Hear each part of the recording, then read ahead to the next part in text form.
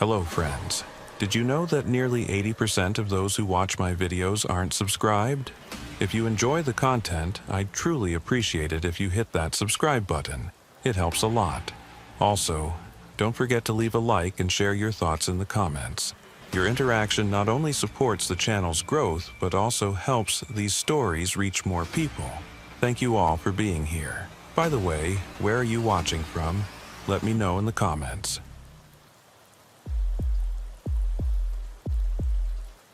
The radio crackled at 9:47 p.m., pulling Sheriff Abner Calhoun out of a half-sleep he didn't realize he'd fallen into. His office in Wardell County sat at the end of a two-lane blacktop that disappeared into darkness in both directions. And on nights like this, when the wind came hard off the basin and the nearest sodium lamp was 4 miles back, the building felt less like a command center and more like a lighthouse surrounded by an ocean of dust and mesquite. Calhoun lifted his head from where it had been resting against the back of his chair. The dispatch radio hissed and popped with static, the way it always did when weather rolled in from the west. He was 53 years old, with skin the color and texture of the old saddle leather, and he'd been wearing the star in Wardell County for almost 19 years. Long enough to know the difference between routine static and the kind that preceded something worth paying attention to. Unit 7, this is dispatch. You copy? The voice belonged to Marlene Hodge, the night dispatcher who worked Tuesdays through Saturdays and had a voice like gravel rolling down a tin roof. Calhoun reached for the handset, thumbing the transmit button. This is 7. Go ahead, Marlene. Got a call from Sabine Muldoon out at the old Kincaid Ranch. Says she's seeing lights moving around the old Permian 6 pumping station. You know the one? Calhoun knew it.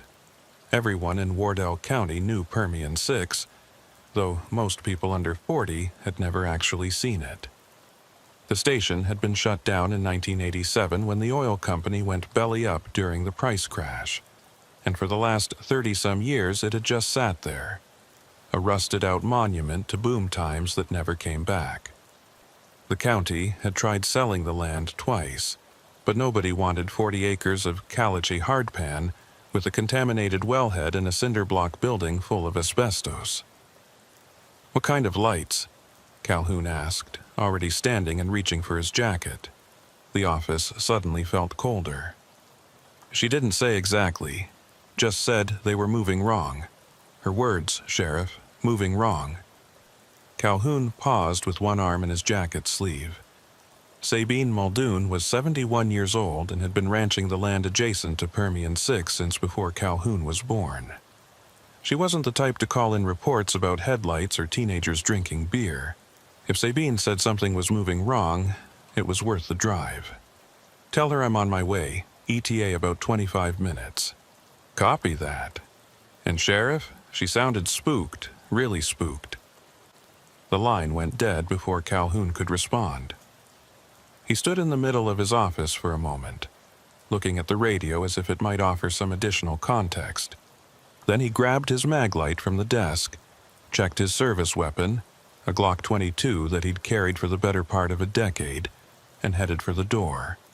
The drive out to Permian 6 took him west on County Road 1190, a strip of asphalt so old and sun-cracked that it looked like alligator skin. Calhoun's cruiser, a white Dodge Charger with Wardell County Sheriff stenciled on both sides, hummed along at 60 miles per hour, its headlights cutting weak cones through the darkness. Out here, 30 miles from the nearest town, the night was absolute. No street lights, no porch lights, no glow from distant windows. Just the occasional reflective eyes of a jackrabbit caught in the high beams before it bolted into the scrub. The landscape was flat and featureless, the kind of terrain that made people from back east uncomfortable because it offered no landmarks, no sense of scale.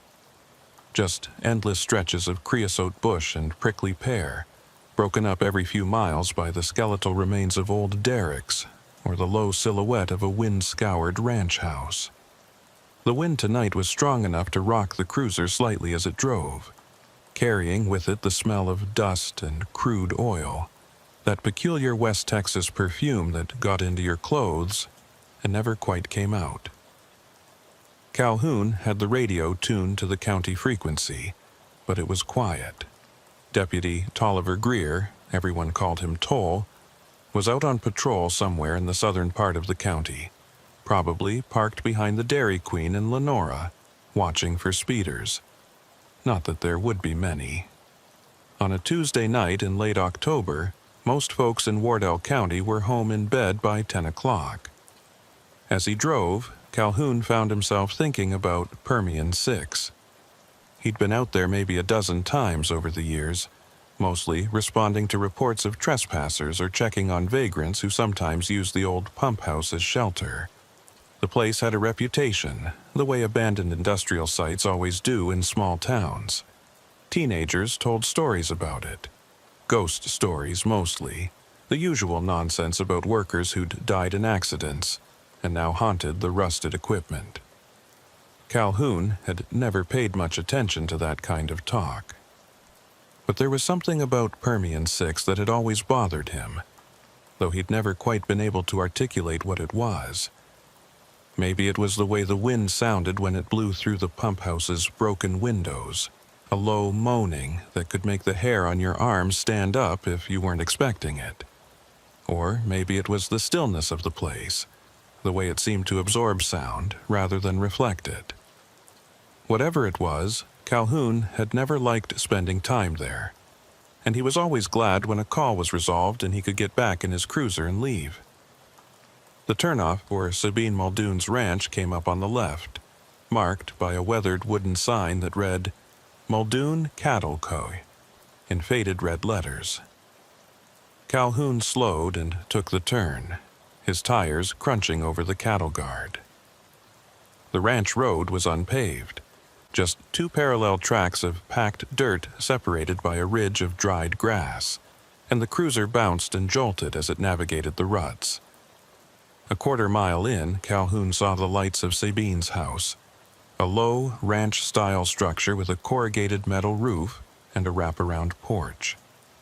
The windows glowed yellow with lamplight, and Sabine's pickup, a battered Ford F-250 that was probably older than Calhoun, sat parked in the driveway. As he pulled up and killed the engine, the front door opened, and Sabine stepped out onto the porch. She was a small woman, barely 5 feet tall, with white hair pulled back in a bun, and a face that looked like it had been carved from mesquite wood. She wore jeans, work boots, and a fleece-lined denim jacket, and she was holding a flashlight in one hand.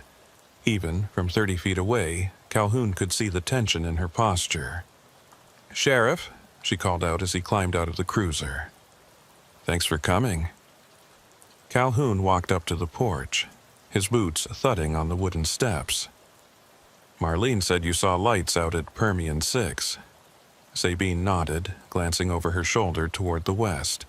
From where they stood, Permian 6 was maybe 2 miles away, hidden by the darkness and the rolling terrain. "Started seeing them about 2 hours ago. I was out checking on a water tank, and when I came back to the house I noticed them. 3, maybe 4 lights, moving around inside the pump house."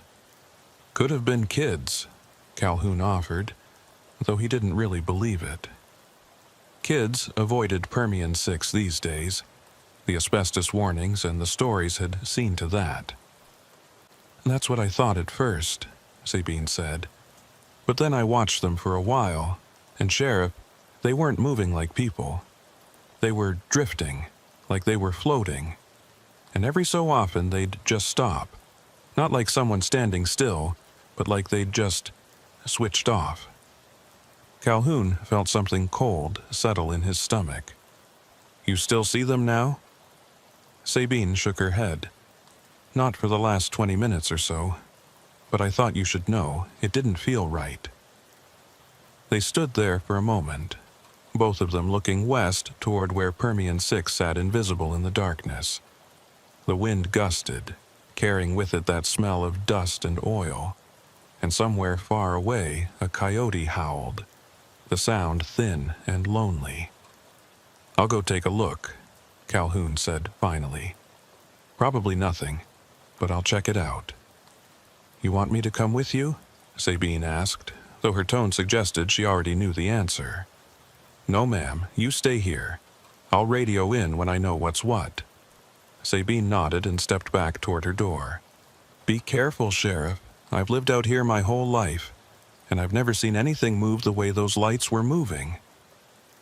Calhoun got back in his cruiser and followed the ranch road west, away from Sabine's house. After about a mile, the road forked, and he took the right branch which led toward Permian 6. The terrain here was even rougher, the road barely more than a suggestion, and the cruiser's suspension groaned as it navigated the washboard surface.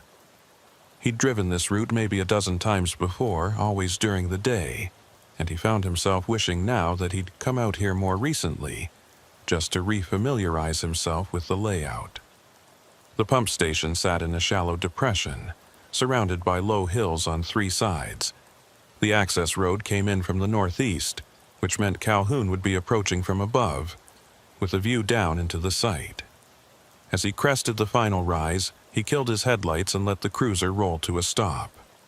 The pump station lay below him, maybe 300 yards away, and even in the darkness he could make out its basic shape. The long, low silhouette of the pump house, the skeletal framework of the old derrick, the thick black line of the pipeline that ran south toward the highway.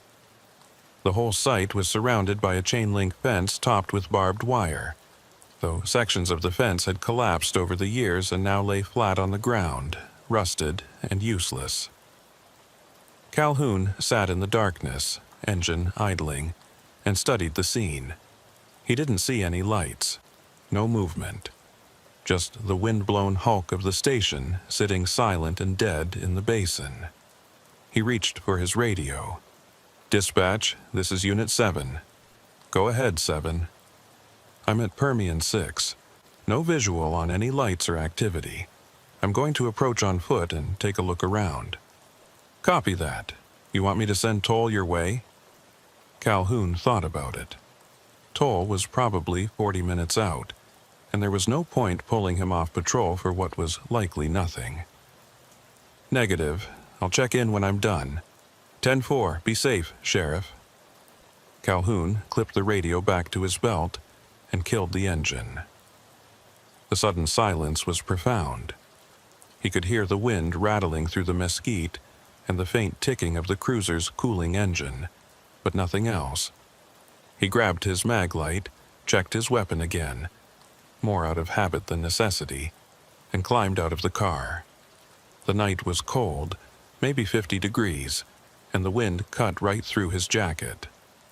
Calhoun started down the slope toward the pump station, moving slowly, letting his eyes adjust to the darkness. The ground was littered with rocks and dried brush, and more than once his boot caught on something and he had to catch himself. Above him the stars were brilliant and uncountable. The Milky Way stretched across the sky like a river of light. Out here, away from any town, the night sky was something to see. But Calhoun didn't look up. He kept his eyes on the pump station. As he got closer, details emerged from the darkness. The pump house was maybe 60 feet long and 30 feet wide, built from cinder block and painted a faded industrial green. Most of the windows were broken and the metal door hung crooked on its hinges. To the left of the pump house stood the derrick, a lattice of rusted steel that rose maybe 50 feet into the air, swaying slightly in the wind. Beyond that was the old storage tank, a cylindrical structure maybe 20 feet tall, with a ladder running up one side. Calhoun reached the collapsed section of fence and stepped over it, his boots crunching on gravel and broken glass. He was maybe 100 feet from the pump house now, and he paused, sweeping his flashlight beam across the building's facade. The windows stared back at him like empty eye sockets, revealing nothing. "Sheriff's Department," he called out, his voice swallowed by the wind. "Anyone here needs to identify themselves." No response, just the wind and the faint creaking of the derrick. Calhoun moved forward, angling toward the pump house's main entrance. As he walked, his flashlight beam picked out details: a rusted oil drum lying on its side, a coil of old chain, the skeletal remains of what might have been a workbench. Everything was covered in a fine layer of dust, undisturbed except for the tracks of small animals, rabbits, maybe, or rats. He reached the door and pulled it open. The hinges screamed in protest, the sound loud enough to make him wince. The interior of the pump house was a large open space, maybe 40 feet deep, filled with the shadowy shapes of old equipment. Calhoun swept his flashlight across the room, illuminating rusted pipes, a control panel with its glass faces shattered, a row of metal lockers along the far wall. And in the center of the room, sitting on the concrete floor, was something that made Calhoun stop dead in his tracks. It was a circle, maybe 8 feet in diameter, drawn, or burned, or scratched, he couldn't tell which, into the concrete. The line was perfectly uniform, as if it had been created with a compass, and within the circle were symbols that Calhoun didn't recognize. Not letters, not numbers, just angular shapes that seemed to twist the longer he looked at them. Calhoun stood in the doorway, his flashlight trained on the circle, and felt the hair on the back of his neck stand up. The room was cold, colder than it should have been, and there was a smell in the air that he couldn't quite place. Not oil, not dust, something else, something organic and wrong. He took a step forward, then stopped. Every instinct he had was screaming at him to turn around and leave, to get back in his cruiser and drive away and never come back. But he was the sheriff. This was his county. And whatever this was, it was his job to deal with it. Calhoun moved into the room, keeping his flashlight on the circle. As he got closer, he could see that the symbols weren't just drawn on the concrete. They were cut into it, gouged deep enough that they would have required tools and time. This wasn't vandalism. This was deliberate, methodical. He circled around the design, looking for anything else out of place. The rest of the pump house appeared undisturbed, just decades of industrial decay and neglect. But the circle was fresh, or at least fresher than it should have been. The cuts in the concrete were clean, not weathered. A week old, maybe. 2 at most. Calhoun was about to reach for his radio when he heard it. A sound, faint and distant, but distinct. It was coming from somewhere deeper in the building, from one of the back rooms, or maybe from outside, beyond the far wall. It sounded like humming. Not mechanical humming like an engine or a generator. Human humming. A tune he almost recognized but couldn't quite place. He drew his weapon, holding the flashlight alongside the barrel in a 2-handed grip. "Sheriff's Department, I know you're in here. Come out now." The humming stopped. The silence that followed was absolute and suffocating. Calhoun could hear his own breathing, harsh and loud in his ears. He could hear his heart hammering against his ribs, but nothing else. No footsteps, no voice, nothing. He moved toward the back of the pump house, toward a doorway that led to what he remembered as a storage area. The door was closed, and as Calhoun approached it, he noticed something that made his stomach clench. There was light coming from underneath the door. Not bright, just a faint orange glow, like candlelight or the dying embers of a fire. Calhoun reached for the doorknob. It was ice cold, so cold that it burned his palm. He jerked his hand back, then wrapped his jacket sleeve around his fingers and tried again. The knob turned easily, and the door swung inward. The storage room was empty, completely empty. No equipment, no furniture, nothing. Just bare concrete walls and floor. But the light was there, a faint, pulsing glow that seemed to emanate from the walls themselves, or maybe from the air. Calhoun couldn't tell. It was like trying to focus on something in a dream, something that kept shifting and changing the more you looked at it. And in the center of the room, floating about 3 feet off the ground, was a radio. Not a modern radio. An old one, the kind Calhoun remembered from his childhood, with a wood-grain case and a fabric speaker grill and analog dials. It was pristine, not a speck of dust on it, and it was turned on. The dial glowed softly, tuned to a frequency that showed nothing but numbers, 105.8. As Calhoun stared at it, the radio crackled to life. At first, it was just static, the familiar white noise of empty airwaves. But then, slowly, something emerged from the static. A voice, male, middle-aged, speaking English but with an accent Calhoun couldn't place. Unit responding to 10 to 54 at Permian 6, please advise your 20.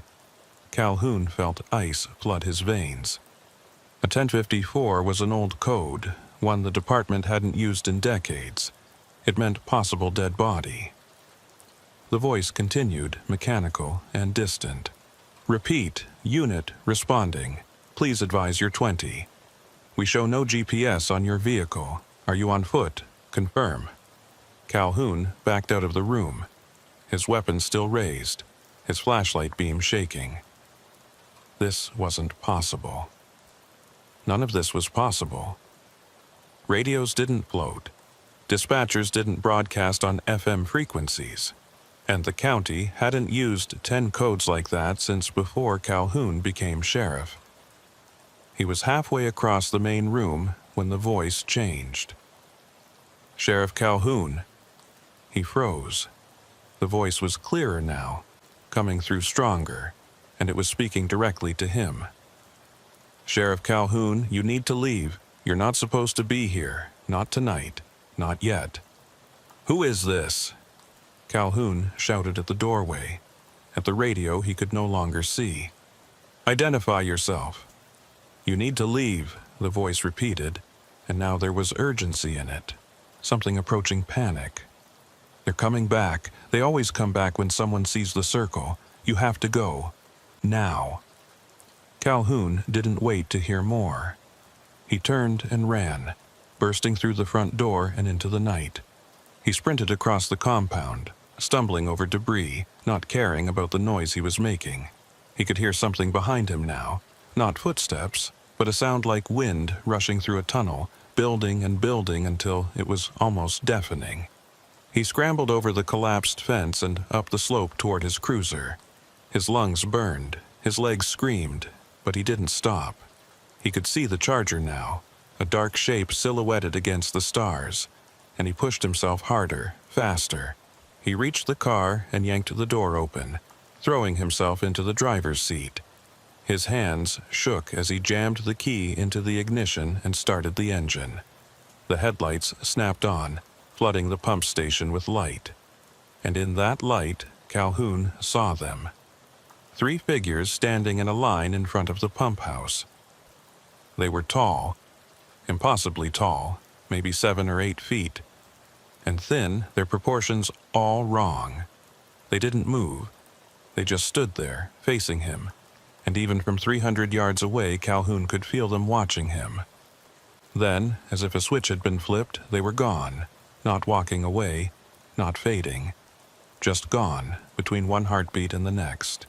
Calhoun threw the cruiser into reverse and backed up 20 feet, then swung around and floored the accelerator. The Charger fishtailed on the loose gravel before the tires found purchase, and then he was racing back toward the ranch road, his headlights bouncing crazily as the car jolted over the rough terrain. He didn't slow down until he was back on County Road 1190, with pavement under his tires and miles between him and Permian 6. Calhoun didn't remember the drive back to town.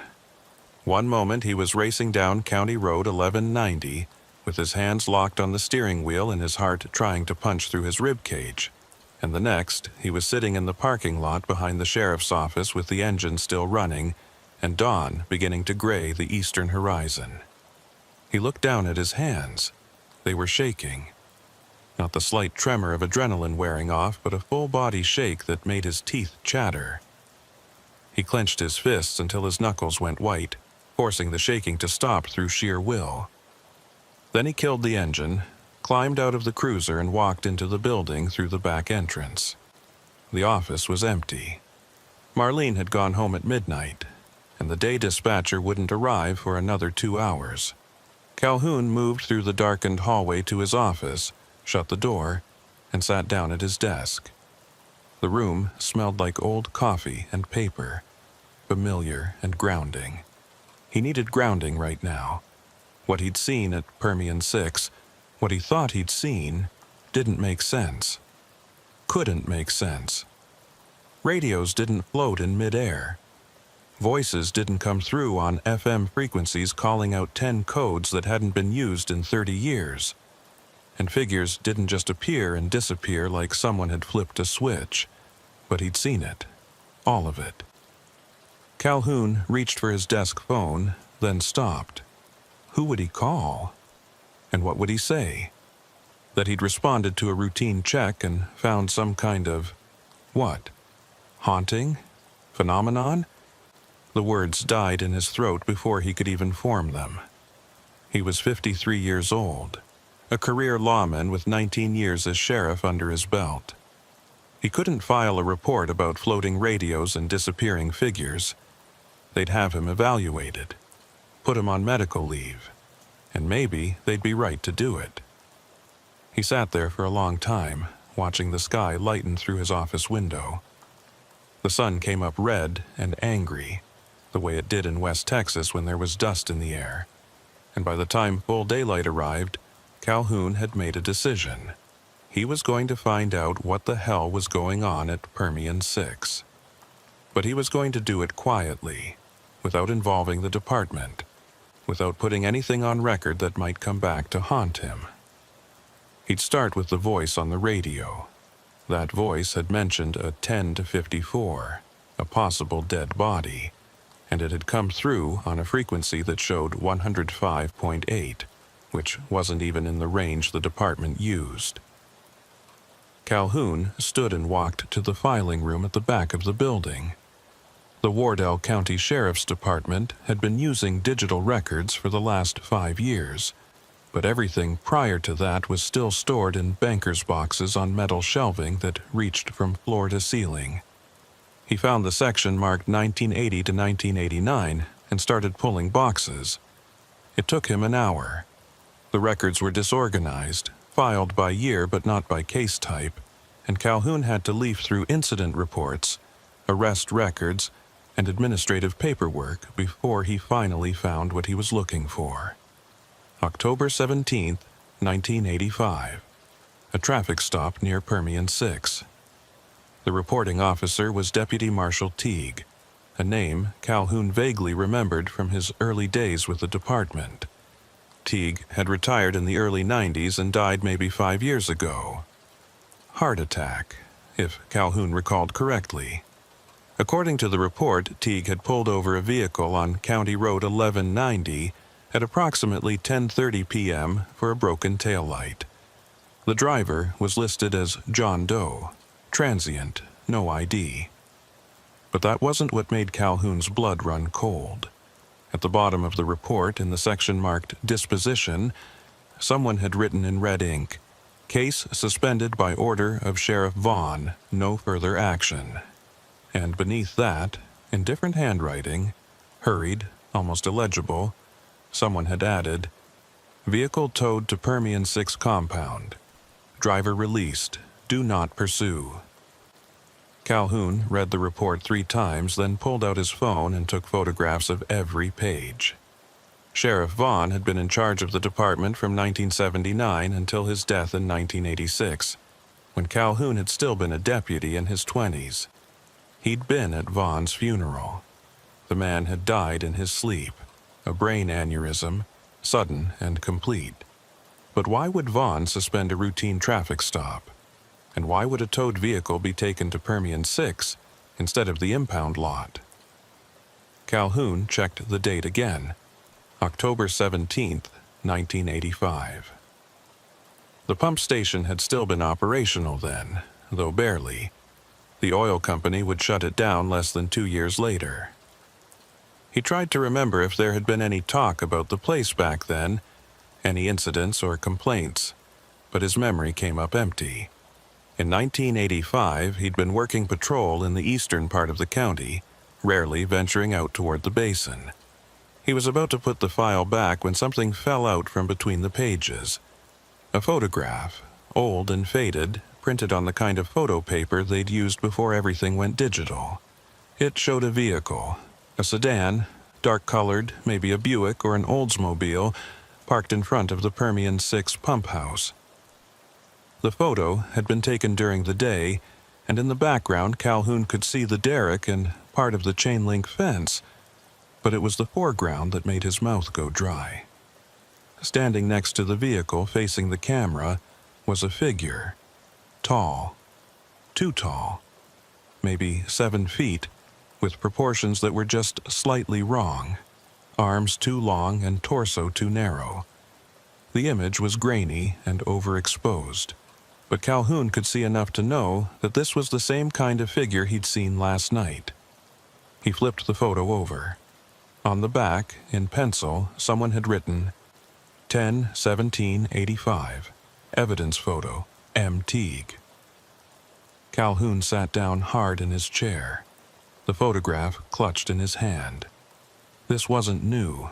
Whatever was happening at Permian 6, it had been happening for at least 38 years. And someone, Sheriff Vaughn, maybe others, had known about it and buried it. By 8 o'clock, the office was filling up with the day shift. Calhoun heard voices in the hallway, the coffee maker gurgling to life in the break room, the familiar rhythms of a small-town sheriff's department starting its day. He should have been out there with them, but instead he sat at his desk with the door closed, staring at a photograph that shouldn't exist. There was a knock on his door. Before Calhoun could respond, it opened, and Deputy Tolliver Greer stuck his head in. Toll was 32, tall and raw-boned, with a sunburned face and pale blue eyes that missed very little. He'd been with the department for 6 years, and Calhoun trusted him more than anyone else on the force. "Morning, Sheriff," Toll said. "You okay?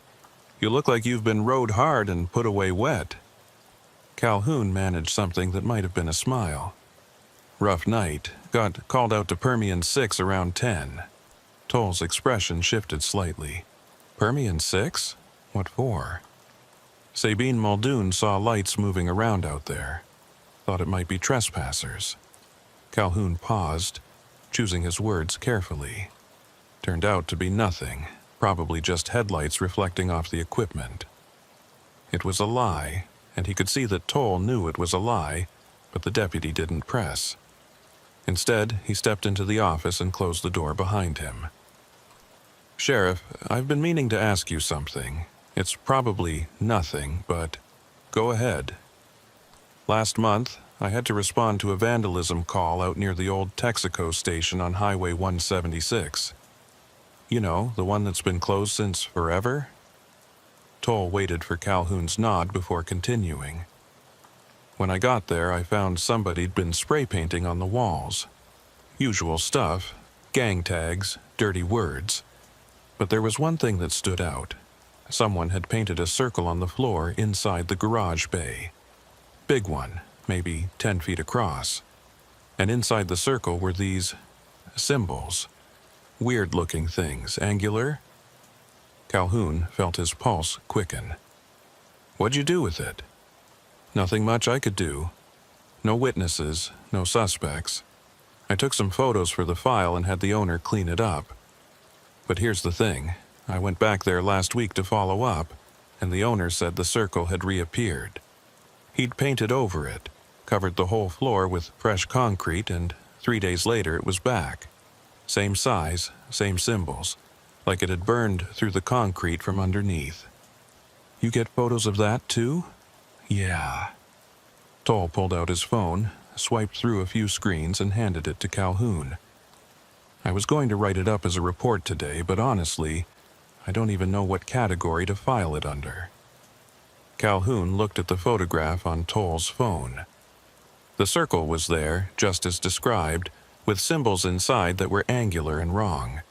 The same symbols he'd seen last night at Permian 6. His hand tightened on the phone. Where exactly is this Texaco station? About 12 miles south of Permian 6, right where Highway 176 intersects with County Road 1190. Toll paused. Why? You think there's a connection? Calhoun didn't answer immediately. He was thinking about the map of Wardell County, the way the roads connected, the distances between locations. Permian 6 to the Texaco station was 12 miles, a straight line, more or less, and if there were circles at both locations, then maybe there were more. Maybe there was a pattern. I need you to do something for me, Calhoun said, handing the phone back. And I need you to keep it quiet. Toll's expression turned serious. What kind of quiet are we talking about? The kind where it doesn't go in any official report. The kind where it stays between you and me until I say otherwise. The deputy studied him for a long moment, then nodded. All right, what do you need? I need you to pull every abandoned property file we have for the western half of the county. Industrial sites, closed businesses, foreclosed ranches, anything that's been sitting empty for more than 10 years. And I need you to mark them on a map. Looking for something specific? Yeah. Calhoun stood and walked to the window, looking out at the morning sun beating down on the parking lot. I'm looking for a pattern. It took Toll most of the day to compile the information, working between calls and his regular patrol duties. By 4 o'clock, he had a county map spread out on Calhoun's desk with 12 locations marked in red.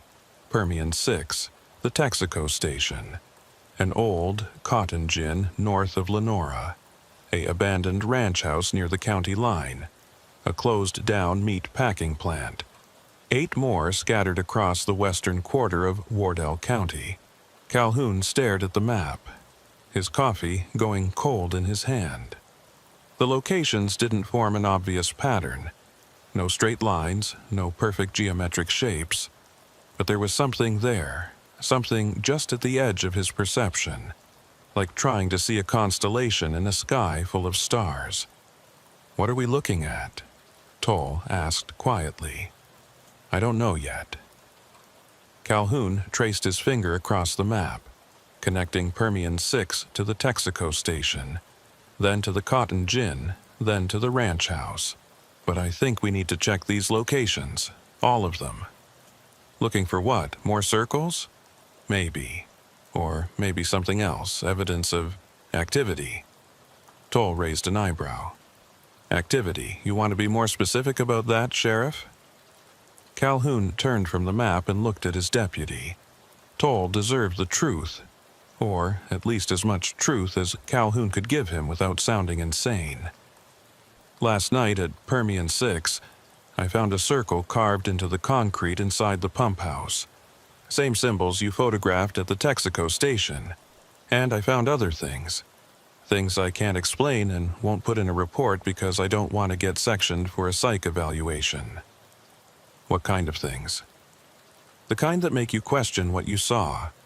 The kind that make you want to drive as far from here as possible and never look back. Calhoun picked up the photograph he'd found in the old case file and handed it to Toll. This was taken in 1985 at Permian 6. It was buried in a suspended case file. I need you to tell me what you see in this picture. Toll studied the photograph for a long time, his expression unreadable. When he finally looked up, his face had gone pale. That's not human. No, it's not. Jesus Christ, Sheriff, what is this? I don't know, but it's been here for at least 38 years, probably longer. And whatever it is, it's connected to these abandoned sites. Calhoun tapped the map. We're going to visit every single one of these locations. We're going to document what we find. And then we're going to figure out what the hell is happening in my county. Toll set the photograph down carefully as if it might shatter. When do we start? Tonight, after dark. Whatever this is, it seems to be more active at night. And if we find something, what then? Calhoun looked back at the map, at the red marks scattered across the western quarter of Wardell County like drops of blood on pale skin. Then we figure out how to stop it. They left the office at 9 p.m., taking Calhoun's personal truck instead of a department vehicle. The truck was a 10-year-old Ford F-150, navy blue, with a toolbox in the bed and a rifle rack in the rear window. Anonymous, unremarkable. The kind of vehicle that wouldn't draw attention even if someone did happen to see it. Their first stop was the old Cotton Gin north of Lenora, a massive structure of corrugated metal and rotting wood that had processed cotton from local farms until the early 90s. The building sat at the end of a long dirt road, surrounded by fields that had gone fallow and reverted to scrub grass and mesquite. Calhoun parked the truck about 100 yards away and they approached on foot, each carrying a flashlight and their service weapons. The front doors had been chained shut, but one of the loading dock bays was open, the rolling door frozen halfway up on rusted tracks. They ducked underneath and entered the building. The interior was vast and shadowy, filled with the skeletons of old machinery, conveyor belts, ginning equipment, sorting tables. Everything was covered in a thick layer of dust and bird droppings, and the air smelled like rot and mildew. Their footsteps echoed in the empty space as they moved deeper into the building, their flashlight beams cutting weak paths through the darkness. "What are we looking for?" Toll asked, his voice hushed. "Anything out of place. Anything that shouldn't be here." They found it in what had once been the foreman's office, a small room at the back of the building with a metal desk and a filing cabinet. The desk and cabinet had been pushed aside, shoved against the walls, and in the center of the room was a circle. It was smaller than the ones at Permian 6 and the Texaco station, maybe 5 feet in diameter, but the symbols inside were identical, and unlike those other circles, this one looked recent. Fresh. "Sheriff," Toll said quietly, "look at this."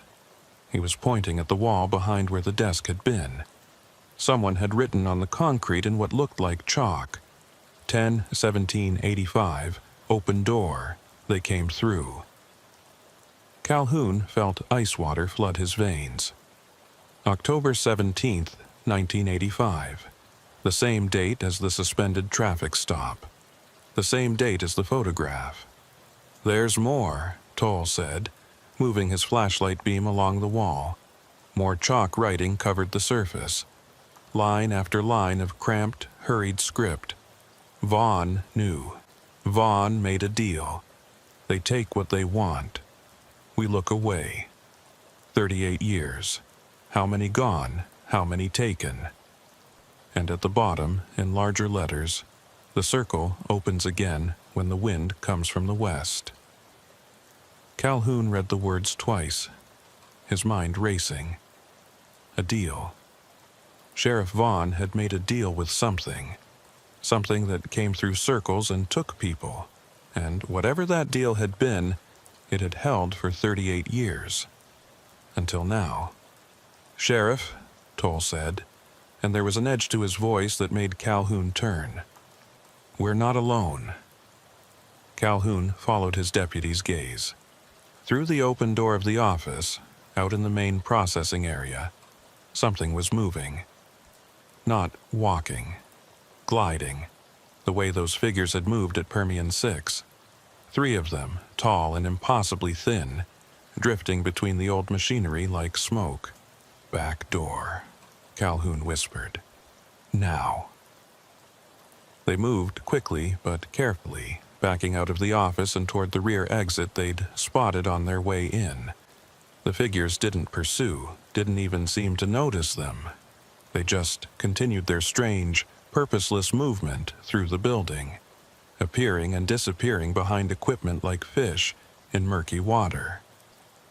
Calhoun and Toll made it outside and ran for the truck. They didn't speak until they were back on the highway, putting distance between themselves and the cotton gin. What the hell were those things? Toll finally asked, his knuckles white on the dashboard. I don't know, but I think they've been here a long time, and I think Sheriff Vaughn knew about them. The writing said he made a deal. Yeah. Calhoun stared at the road ahead, his headlights cutting through the darkness. Yeah, it did. What kind of deal would you make with something like that? Calhoun didn't answer, because he was afraid he already knew.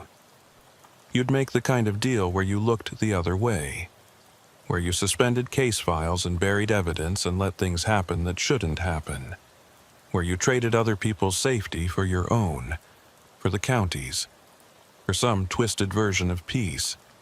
And now, 38 years later, that deal was coming undone. They hit 3 more locations that night. An abandoned ranch house where they found another circle and more chalk writing. A closed-down meat packing plant where the circle was painted on the floor in something dark that might have been blood. And finally, just before dawn, the old Texaco station where Toll had first spotted the phenomenon. At each location, they found the same things: circles, symbols, and evidence of the figures, strange scuff marks on floors, handprints too large and shaped wrong pressed into dust, the lingering smell of ozone and something else, something organic and unpleasant. By the time the sun came up, Calhoun had photographed everything and taken detailed notes.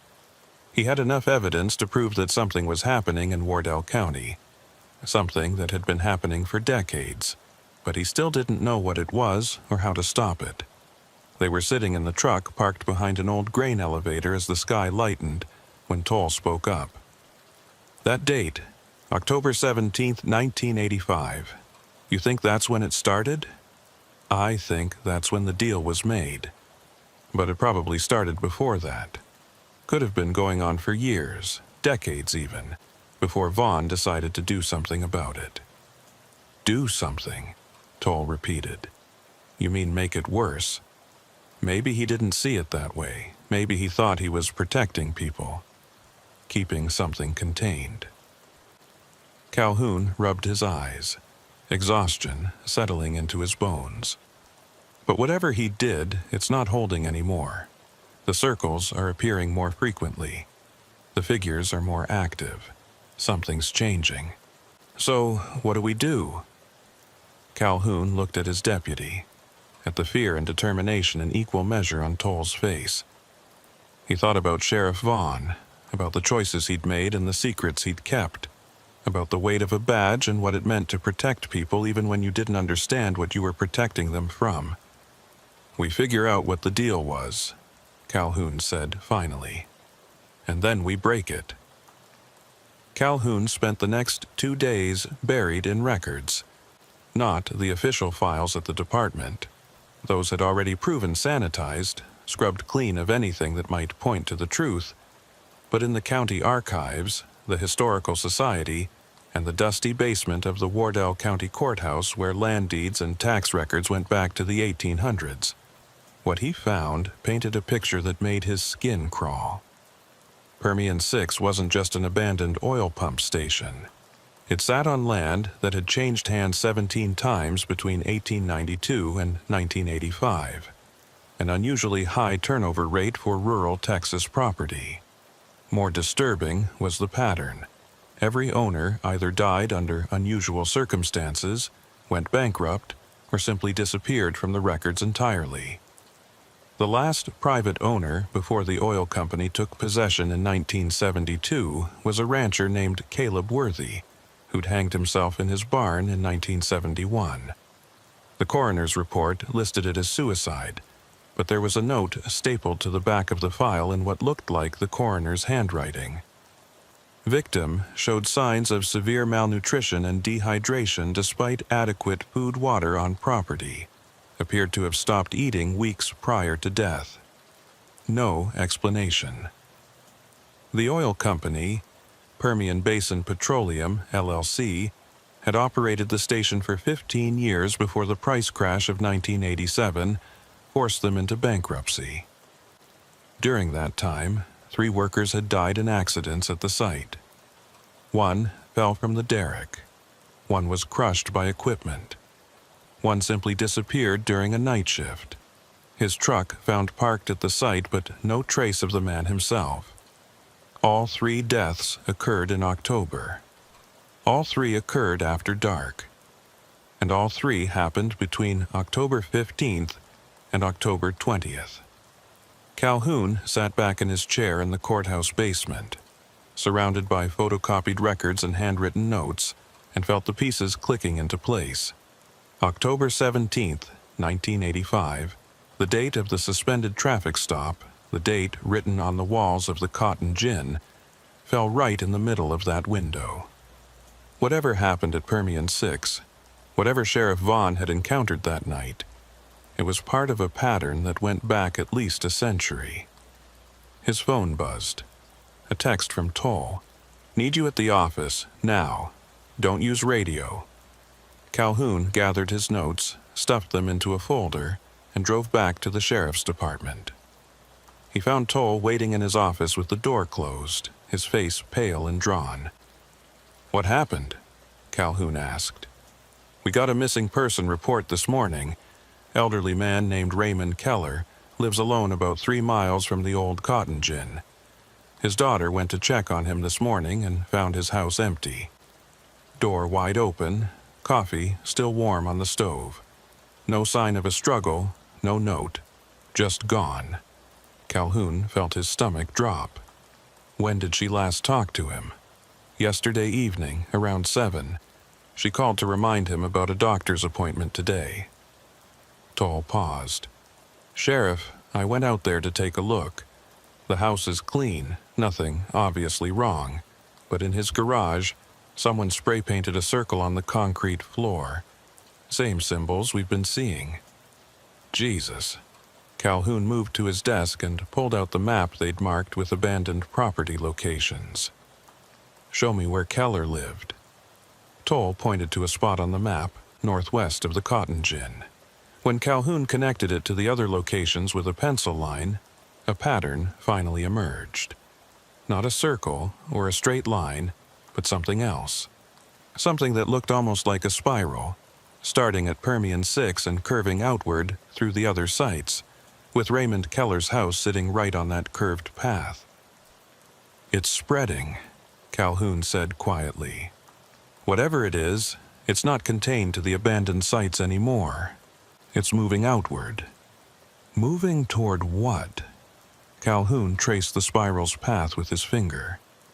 If the pattern continued, it would curve through at least a dozen more properties before completing its arc. And at the center of that arc, where the spiral would eventually close, sat the town of Lenora, population 1,200. "It's heading for population centers," he said, starting with isolated targets and working its way inward. Toll stared at the map. "How long do we have?" "I don't know. But if Raymond Keller was taken last night and the pattern holds, there'll be another disappearance within the next few days, probably someone living along this line." Calhoun drew his finger along the spiral's next curve. "We need to warn people." "Warn them about what?" "That there are circles appearing on their property, and if they see one, they might vanish. They'll think we've lost our minds. Then we don't tell them everything. We tell them there's a safety concern in the area, recommend they stay with family or friends for a few days while we investigate." Calhoun stood and grabbed his jacket. "Start making a list of every occupied property within a mile of this line. I'll call the state police and request additional patrols." And then what? Calhoun looked at his deputy, at the fear and determination in his eyes, and made a decision that would either save lives or end his career. "Then we go back to Permian 6. Tonight. And we end this." They left at town just after sunset, taking Calhoun's truck and bringing more equipment this time. Flashlights, road flares, a digital camera, and Toll's personal shotgun loaded with buckshot. Calhoun didn't think the shotgun would do any good against the figures they'd seen. You couldn't shoot something that appeared and disappeared at will. but it made Toll feel better, and that was worth something. The drive to Permian 6 took 40 minutes through the gathering darkness. Neither man spoke much. They both knew what they were doing was probably foolish, possibly dangerous, and definitely outside any reasonable interpretation of their duties as law enforcement. But they also knew that whatever was happening in Wardell County, it had been allowed to fester for 38 years because good men had looked the other way. Calhoun wasn't going to make the same mistake. They parked on the rise above the pump station, in the same spot where Calhoun had stopped on his first visit. The compound lay below them in the twilight, the pump house and derrick casting long shadows across the ground. Nothing moved, no lights, no sounds except the wind. "What's the plan?" Toll asked as they climbed out of the truck. "We go in, we find the circle in the pump house, and we destroy it. Physically break up the concrete if we have to. Remove whatever's letting these things through. You think that'll work?" "I think it's the only play we have." Calhoun checked his weapon, then started down the slope. "Stay close. If you see those figures, don't try to engage. We're not here to fight. We're here to close a door." They crossed the collapsed fence and approached the pump house. The front door hung open, just as Calhoun had left it. He swept his flashlight across the interior before entering. The circle was still there in the center of the room, the symbols carved deep into the concrete. But something was different. The air inside the building felt charged, electric, like the atmosphere before a thunderstorm. "Sheriff," Toll said quietly, "you hear that?" Calhoun went still and listened. At first, he heard nothing but the wind outside. Then, faintly, he picked it up. A sound like humming. Not mechanical, but not quite human either. It was coming from deeper in the building, from the storage room where he'd seen the floating radio.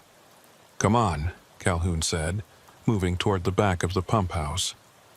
They reached the storage room and Calhoun pushed the door open. The room was as he remembered it, bare concrete walls and floor, but the radio was gone. Instead, in the center of the room, the air itself seemed to shimmer and distort, like heat waves rising from hot pavement. And through that distortion, Calhoun could see something else. Not the storage room's back wall, but a different space entirely. Dark, vast, filled with shapes that moved with that same wrong, gliding motion he'd seen before. "Holy God," Toll whispered. "What is that?" "It's what they come through," Calhoun said. "It's the door." The humming sound grew louder, and the distortion began to expand, spreading across the room like water soaking into fabric. Calhoun could feel it pulling at him, a gentle but insistent tug that made him want to step forward, to move closer, to see what lay beyond that impossible threshold. He forced himself to back away. "We need to break the circle, now." They ran back to the main room. Toll swung his shotgun like a club, smashing the butt against the concrete inside the circle. The impact jarred his hands and arms, but the concrete didn't crack. He tried again, harder, and again nothing. The symbols seemed to absorb the force, spreading it out across the surface. "It's not working," Toll said, his voice tight with panic. Calhoun looked around the pump house searching for something, anything they could use. His eyes fell on a pile of debris in the corner. Old pipes, rusted metal, pieces of broken equipment. He grabbed a length of steel pipe about 4 feet long and heavy enough to serve as a pry bar. "Move," he told Toll, then drove the pipe into the concrete at the circle's edge. The pipe skated off the surface. He tried again, angling it differently, putting his full weight behind it. This time, he felt something give. A hairline crack appeared in the concrete running from the circle's edge toward its center. The humming sound from the storage room suddenly rose in pitch, becoming almost a shriek. The lights, what few still worked in the pump house, began to flicker. and Calhoun felt the temperature drop, the air going from cool to cold to frigid in the space of seconds. "Keep going," Toll said, grabbing another piece of pipe and joining Calhoun's efforts. Together, they pounded at the circle's edge, widening the crack, breaking through the carved symbols. The concrete began to fracture, chunks of it breaking away to reveal the dark earth beneath. That's when the figures appeared. They materialized out of the shadows, 3 of them, then 5, then more. They surrounded the circle, standing perfectly still, watching. Calhoun could feel their attention like physical weight, cold and alien and utterly without mercy. Up close, he could see details he'd missed before. Their skin, if it was skin, had a texture like old leather. Their faces were smooth and featureless except for dark hollows where eyes should have been. And their hands had too many fingers, long and thin and wrong. "Don't stop," Calhoun gasped, bringing the pipe down again. Another chunk of concrete broke away. The circle was maybe a third destroyed now, the symbols disrupted and incomplete. The figures didn't move to stop them. They just watched. And somehow that was worse than if they'd attacked. It suggested patience, confidence, the certainty that no matter what Calhoun and Toll did, it wouldn't matter in the end. But Calhoun kept swinging, kept breaking, kept destroying the circle piece by piece. Toll worked beside him, both men grunting with effort, sweat pouring down their faces despite the frigid air. The pile of broken concrete grew. The circle shrank, and then, with a final impact that sent shockwaves up Calhoun's arms, the last section of the circle shattered. For a moment, nothing happened. The figures remained motionless. The humming continued. Then, all at once, the sound cut off. The temperature began to rise, and the figures started to fade, becoming translucent, then transparent, then gone entirely. The sudden silence was deafening. Calhoun and Toll stood in the middle of the pump house, surrounded by broken concrete, their breath coming in ragged gasps. The air no longer felt charged. The oppressive sense of being watched had lifted. Whatever doorway had existed here, it was closed now. "Is it over?" Toll asked. Calhoun wanted to say yes. He wanted to believe that breaking one circle would be enough. But he remembered the map, the spiral pattern, the other sites scattered across the county. "This one's closed," he said. "But there are more, a lot more. Then we close them all." "Yeah." Calhoun looked at his deputy, saw the determination there, and felt something like pride. "Yeah, we do." They were turning to leave when Calhoun noticed something in the rubble. A piece of paper, yellowed and brittle, that had been buried beneath the concrete. He picked it up carefully and unfolded it. It was a handwritten note, dated October 17th, 1985. "To whoever finds this, I made a choice tonight. A terrible choice. They came through the circle during a traffic stop, took the driver before I could stop them. Said they'd been feeding here for decades, taking 1 or 2 when the season was right. Said they'd take more, as many as they wanted, unless I gave them permission to continue on their terms. 1 person every October. In exchange, they'd leave the rest alone. I gave them what they wanted. God forgive me, I gave them what they wanted. I thought I was saving lives, protecting the county. Now I don't know. I don't know if I made a deal or just taught them we'd let them take whatever they wanted if they scared us enough. If you're reading this, it means the deal has broken. They're taking more again. You need to destroy all the circles, every last one. It's the only way to close the doors completely. Sheriff Horace Vaughn. Calhoun read the note twice, then folded it carefully and put it in his pocket. Vaughn had known, had understood what he was doing, and had done it anyway, trading 1 life a year for the illusion of safety. "What's it say?" Toll asked. It says we have work to do." They spent the next 3 hours hitting every site they'd marked on the map.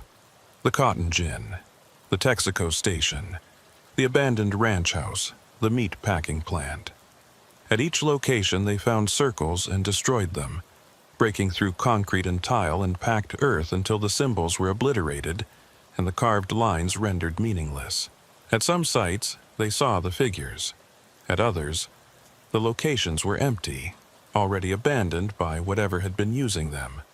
But at every site, once the circles were broken, the air changed. The oppressive weight lifted. The sense of wrongness faded. By 3 in the morning, they'd cleared 11 of the 12 marked locations. Only one remained, a small abandoned church on County Road 1205, about 5 miles from Lenora. According to the land records Calhoun had pulled, the church had been deconsecrated in 1984 after the congregation disbanded. The building had sat empty ever since. They pulled up to the church as the first hint of dawn grayed the eastern sky. It was a simple structure, white clapboard with a small steeple and boarded-up windows. The front doors were chained shut, but one of the side windows had been broken out, providing easy access. Calhoun and Toll climbed through the window into what had once been the sanctuary. Pews still stood in crooked rows, covered in dust and bird droppings. The altar at the front was bare except for a rusted cross lying on its side. And in the center of the floor, right where the aisle split the pews, was the largest circle they'd seen yet. Maybe 15 feet in diameter, with symbols so densely packed that they seemed to writhe and shift in the beam of Calhoun's flashlight. "This is the main one," Calhoun said quietly. "This is where it started." They approached the circle carefully. Unlike the others, this one hadn't been carved or painted. The symbols appeared to be burned into the wood floor, blackened and deep, as if someone had pressed white-hot brands against the planks. And at the circle's center was something that made Calhoun's blood run cold. A photograph, old and faded, showing a man in a sheriff's uniform. Sheriff Vaughn, younger than Calhoun remembered him, standing in front of this very church.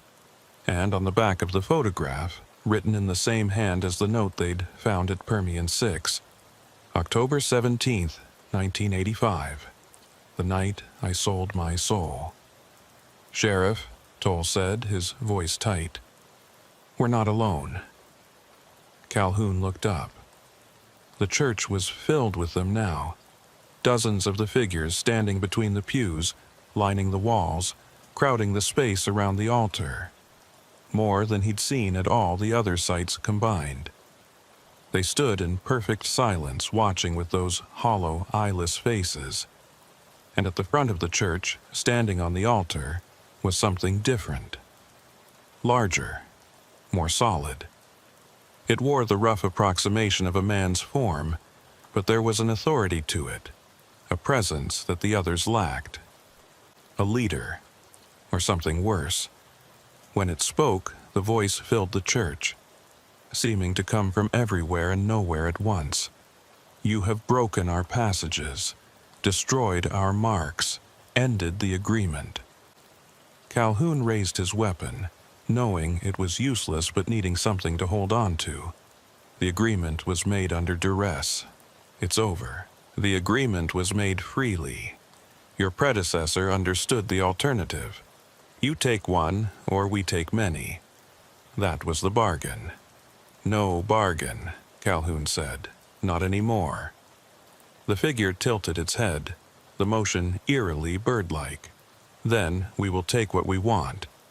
Starting with your town, your people. We have been patient. We have been restrained. No longer." Toll raised his shotgun. "Like hell you will." "One question," Calhoun said quickly, before violence could erupt. "Why here? Why this county? Why any of this?" The figure was silent for a long moment.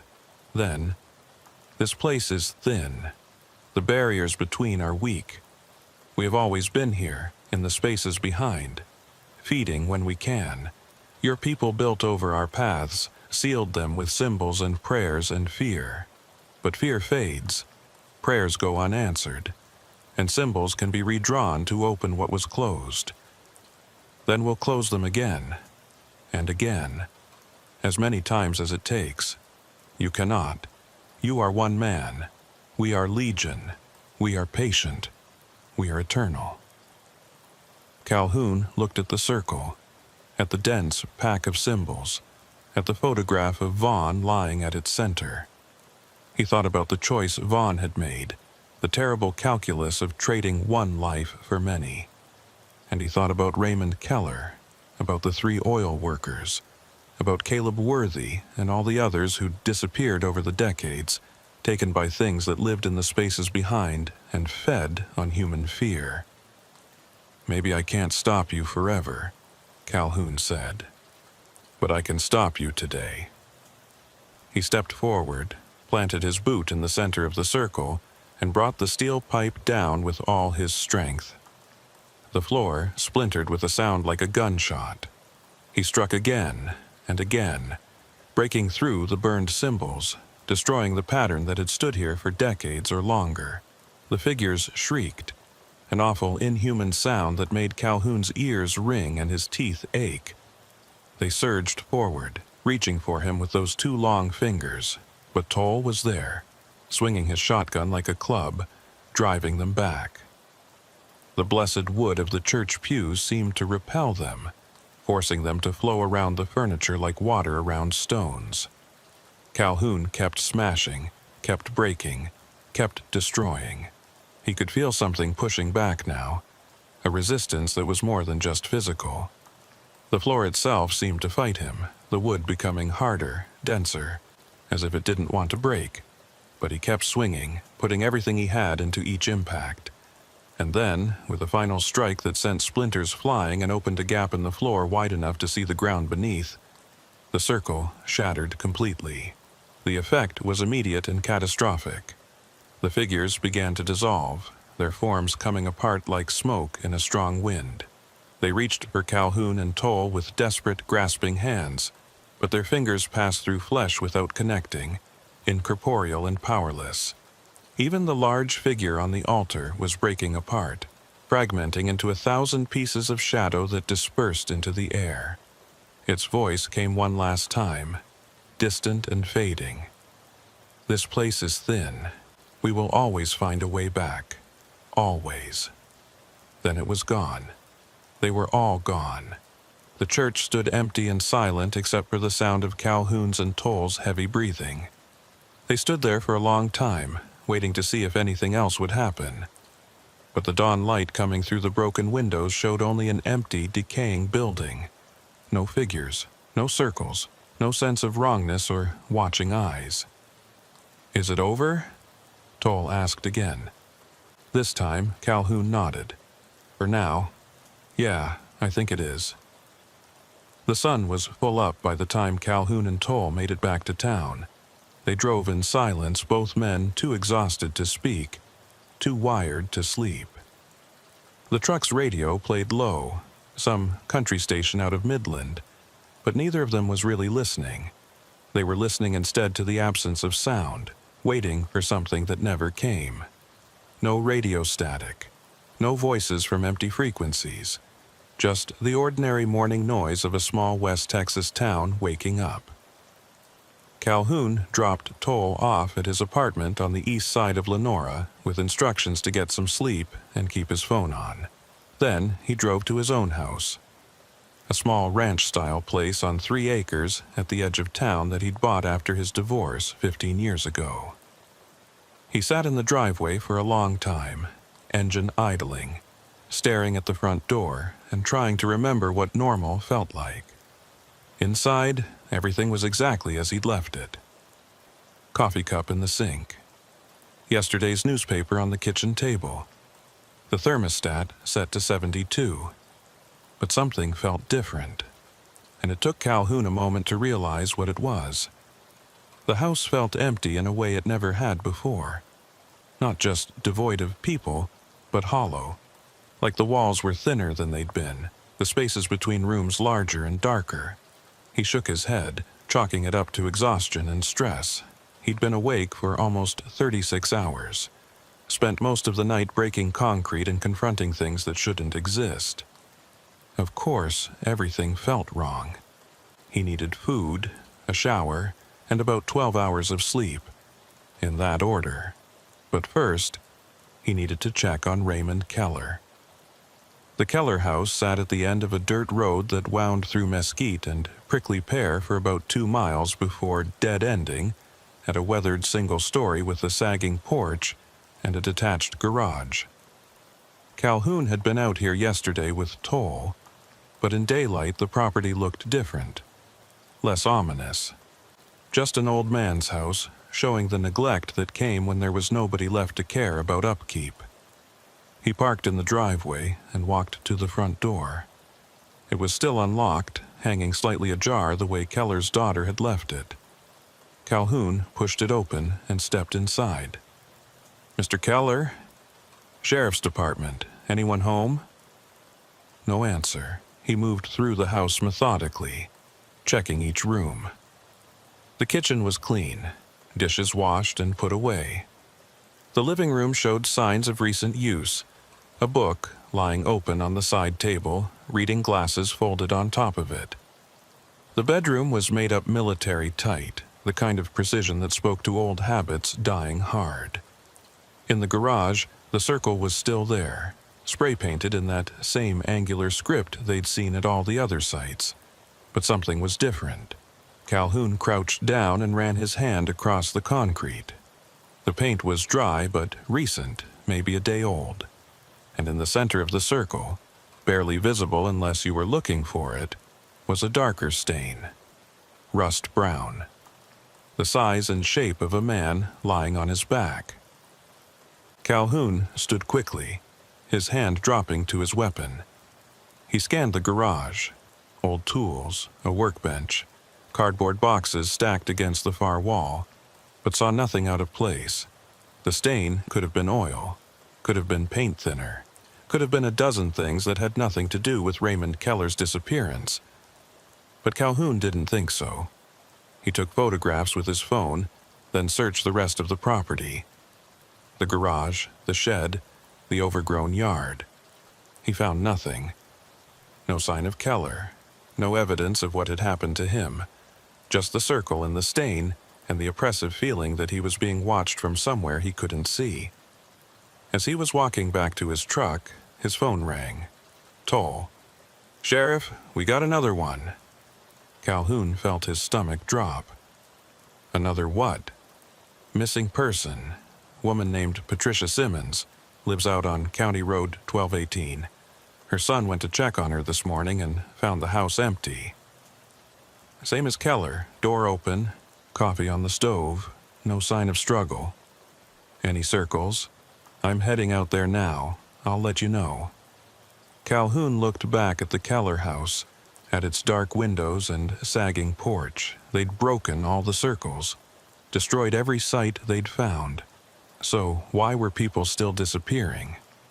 "I'll meet you there," he said, and climbed into his truck.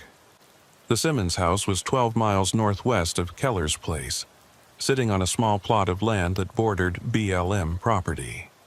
It was newer than Keller's, a manufactured home with vinyl siding and a gravel driveway. Toll's cruiser was already parked out front when Calhoun arrived, along with a silver Honda that probably belonged to the son. He found them in the backyard. Toll, and a heavy-set man in his 40s who was pacing back and forth and talking in rapid, panicked bursts. "I called her last night around 8. She was fine, said she was going to watch her programs and go to bed. And then this morning, I come by to take her to her doctor's appointment, and the door's just hanging open, and she's gone. Mr. Simmons," Calhoun said gently. "I'm Sheriff Calhoun. I need you to take a breath and tell me when you last saw your mother in person." The man turned to him, face flushed and eyes wet. 2 days ago. I live in Midland. I come out here every week to check on her. She was fine. I'm sure she was. Now, has your mother had any—" "Sheriff." Toll's voice cut across the yard, low and urgent. He was standing near a small storage shed, looking at the ground. "You need to see this." Calhoun excused himself and walked over. On the concrete pad in front of the shed, someone had spray-painted a circle. Same symbols, same angular script, but this one was different. It wasn't complete. The line stopped about 3/4 of the way around, as if whoever had been drawing it had been interrupted, or had run out of time. "It's not finished," Toll said quietly. "No, it's not." Calhoun crouched down and studied the incomplete circle. The symbols inside were fewer than at the other sites, the pattern less dense. But it was still enough. Enough for what? To mark her, to let them know she was available. Toll was quiet for a moment. Then, "Sheriff, we destroyed all the circles, every single one. How are they still taking people?" It was the question Calhoun had been asking himself since Toll's call. The circles were gone, the doors were closed. The figures had dissolved into nothing when he'd broken the last symbol in the church. By every measure, they'd won. They'd ended whatever Vaughn had started 38 years ago. So why did it feel like they'd only made things worse? "I don't know," he said, finally. "But we need to figure it out, fast." By the end of the day, 2 more people had been reported missing. An elderly man named Thomas Pritchard, who lived alone on a farm near the county line, and a middle-aged woman named Sarah Denton, a librarian in Lenora who'd failed to show up for her shift at the public library. Both had circles on their property, both incomplete. Calhoun called an emergency meeting at the sheriff's office with his entire department, all 7 of them, including Toll and Marlene at dispatch. He stood in front of the county map, now covered in red marks that showed every confirmed disappearance, and tried to explain what they were dealing with without sounding insane. "Over the past 3 days, we've had 4 people go missing from their homes under suspicious circumstances," he said. "No signs of forced entry, no evidence of struggle. In each case, we've found markings on the property that suggest the victim was targeted." "What kind of markings?" asked Deputy Luther Banks, a 20-year veteran who'd worked under 3 different sheriffs. "Spray-painted circles with symbols inside. We don't know who's making them or why, but there's a pattern. All 4 victims lived alone in isolated areas. All 4 were last seen after dark, and all 4 disappeared sometime between 8 p.m. and 6 a.m. "Serial killer?" asked Deputy Angela Morris, the department's youngest officer. "Maybe, or maybe a group. We're working with state police to develop a profile." It was a lie, but a necessary one. Calhoun couldn't tell his deputies the truth, that they were dealing with something that didn't fit any profile, something that came from spaces behind and fed on whatever it took. They'd have him removed from duty within the hour. "What do you need from us?" Banks asked. "Increased patrols in the western half of the county, particularly around isolated properties. I want every house within 10 miles of the disappearance sites checked at least once per shift. If you see any spray-painted markings, you report them immediately and do not approach. Understood?" Nods all around. Calhoun dismissed them and returned to his office, where Toll was waiting with fresh coffee and a grim expression. "You think more patrols will help?" the deputy asked. "No, but it'll make people feel safer, and right now, that's about all we can do. There has to be something else, some way to stop this." Calhoun pulled out the note he'd found at Permian 6, Sheriff Vaughn's confession written in fading ink.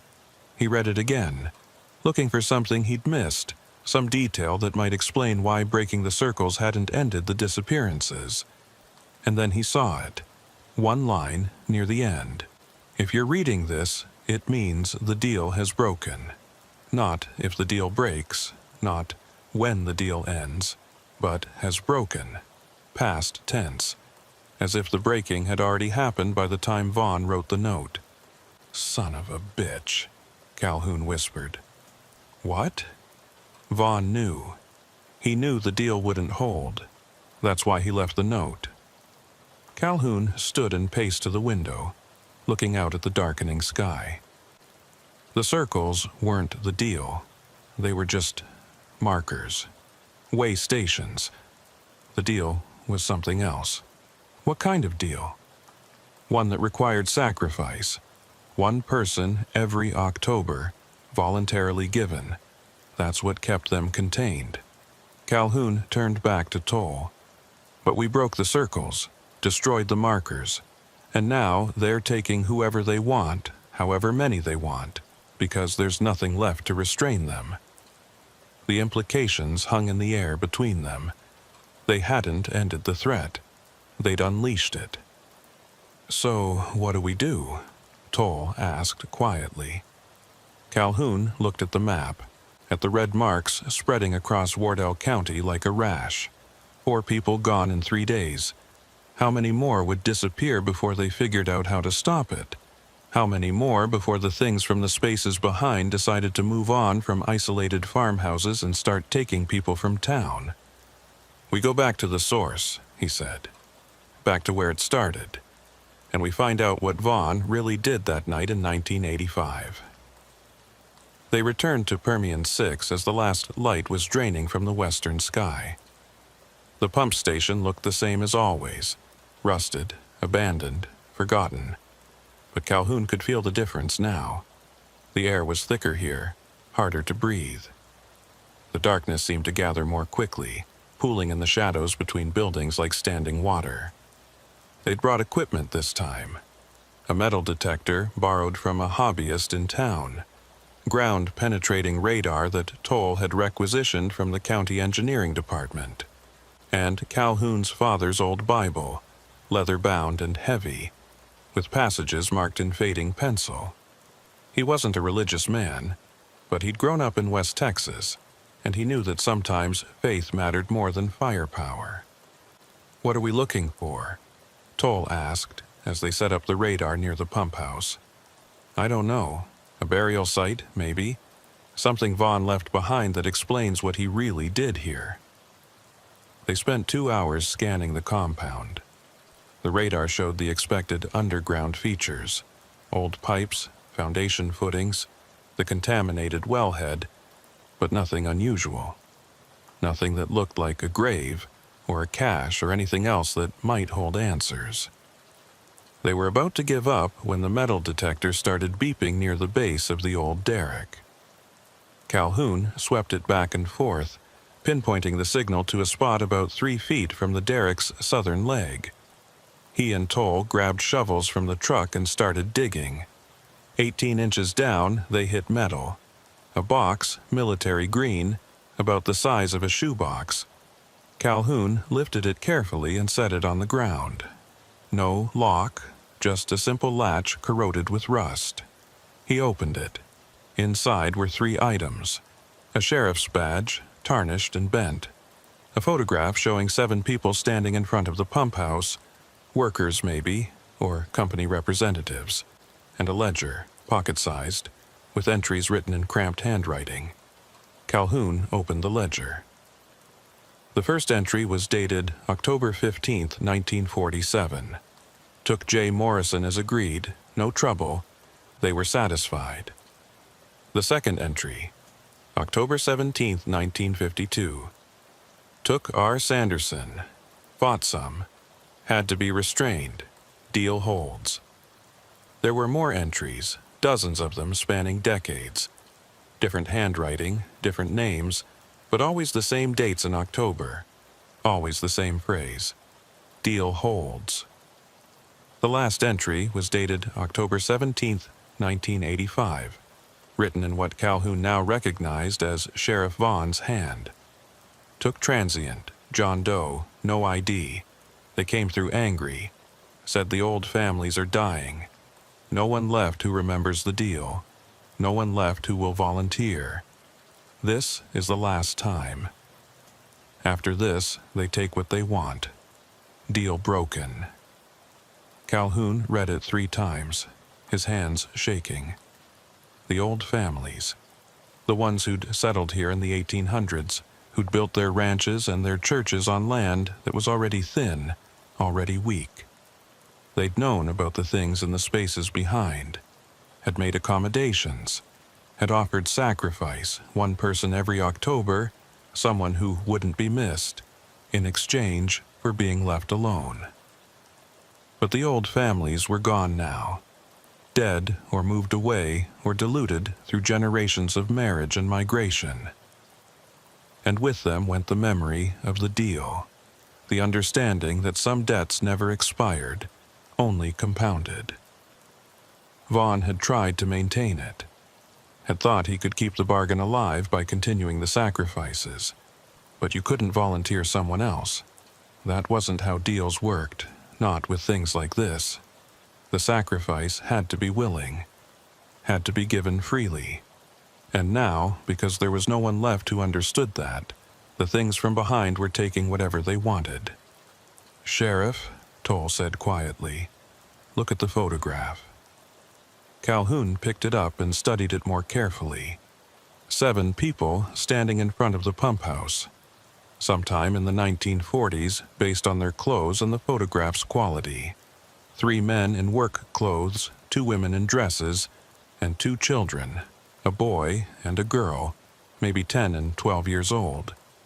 On the back of the photo, someone had written names: Morrison, Sanderson, Keene, Worthy, Pritchard, Keller, Denton. The last 5 names hit Calhoun like a fist to the gut.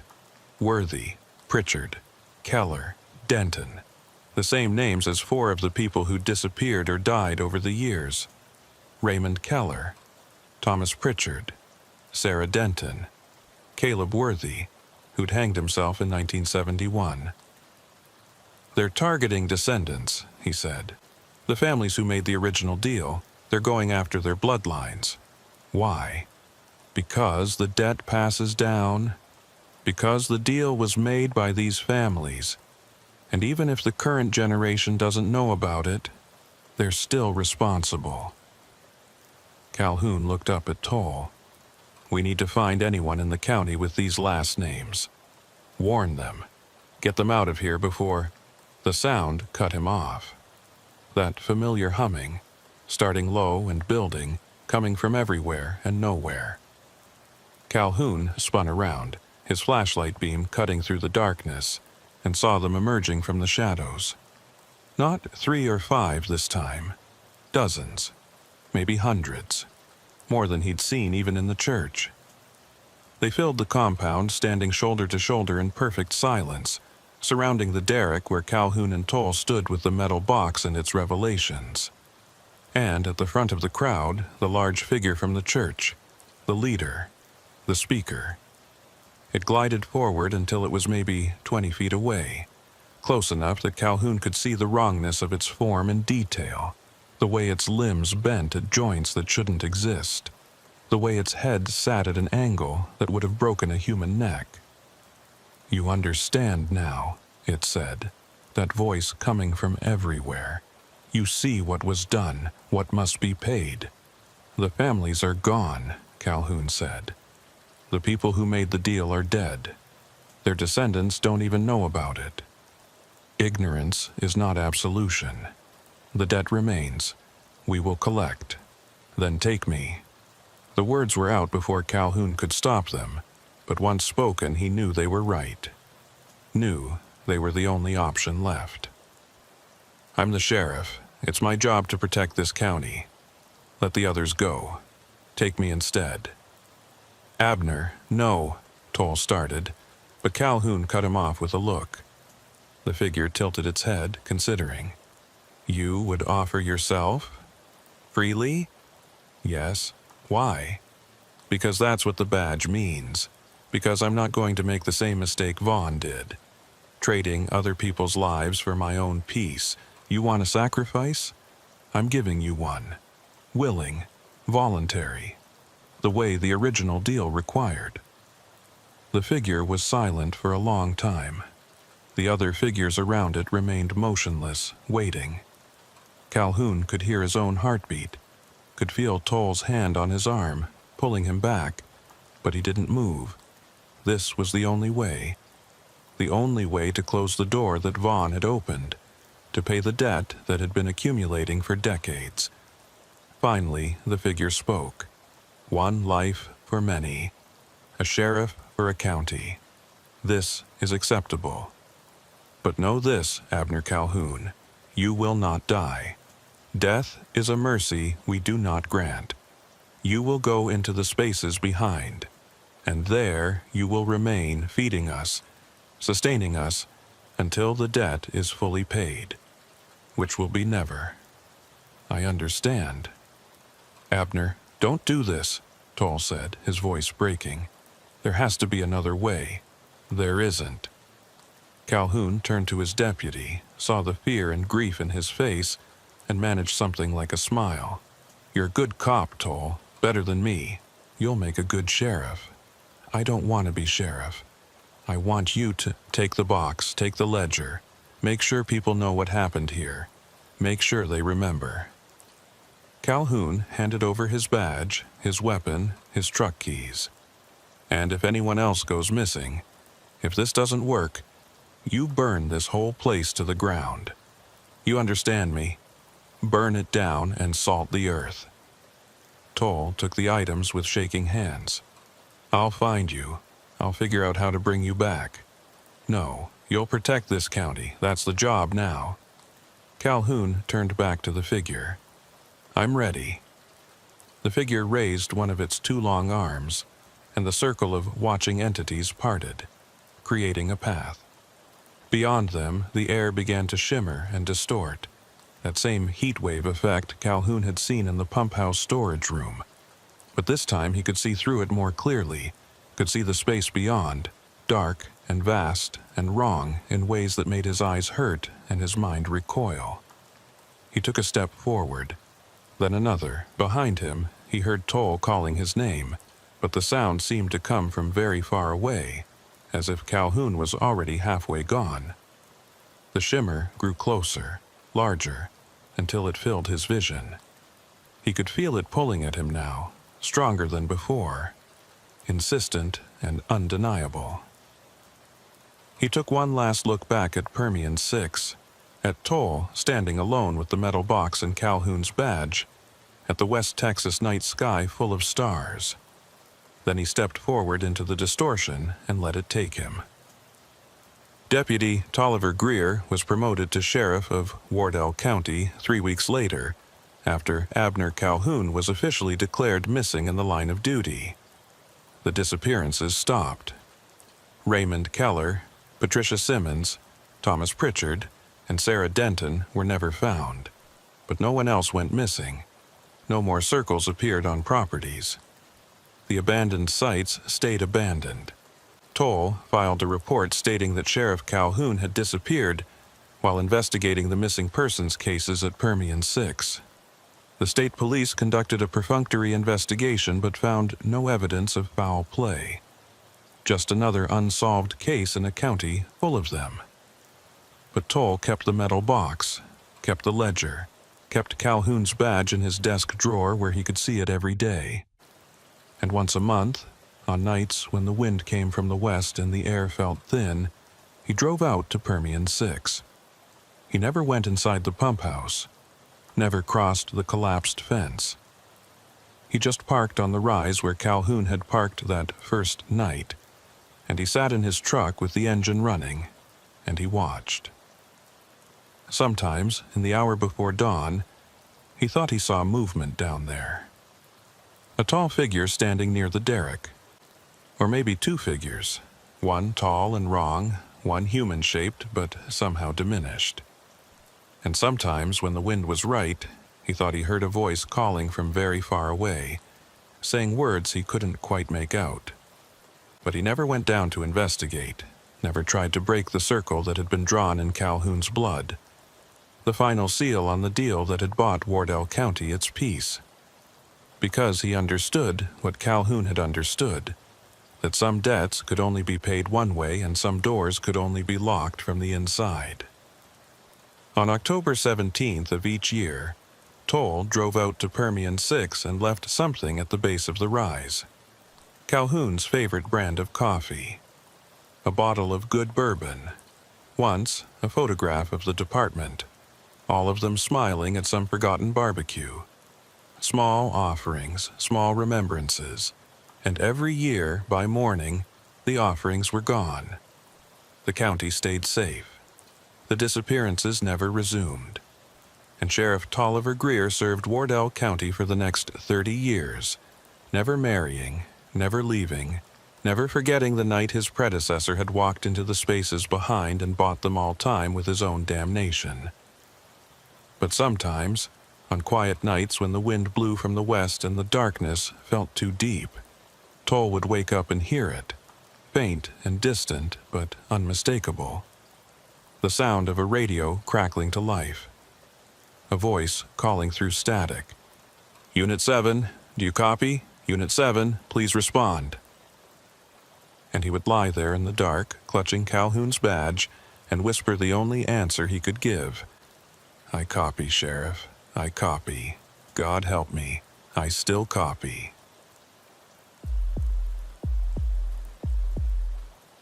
Sheriff Beauregard Lyle had lived in East Texas his entire life, and he knew the piney woods the way some men knew Scripture.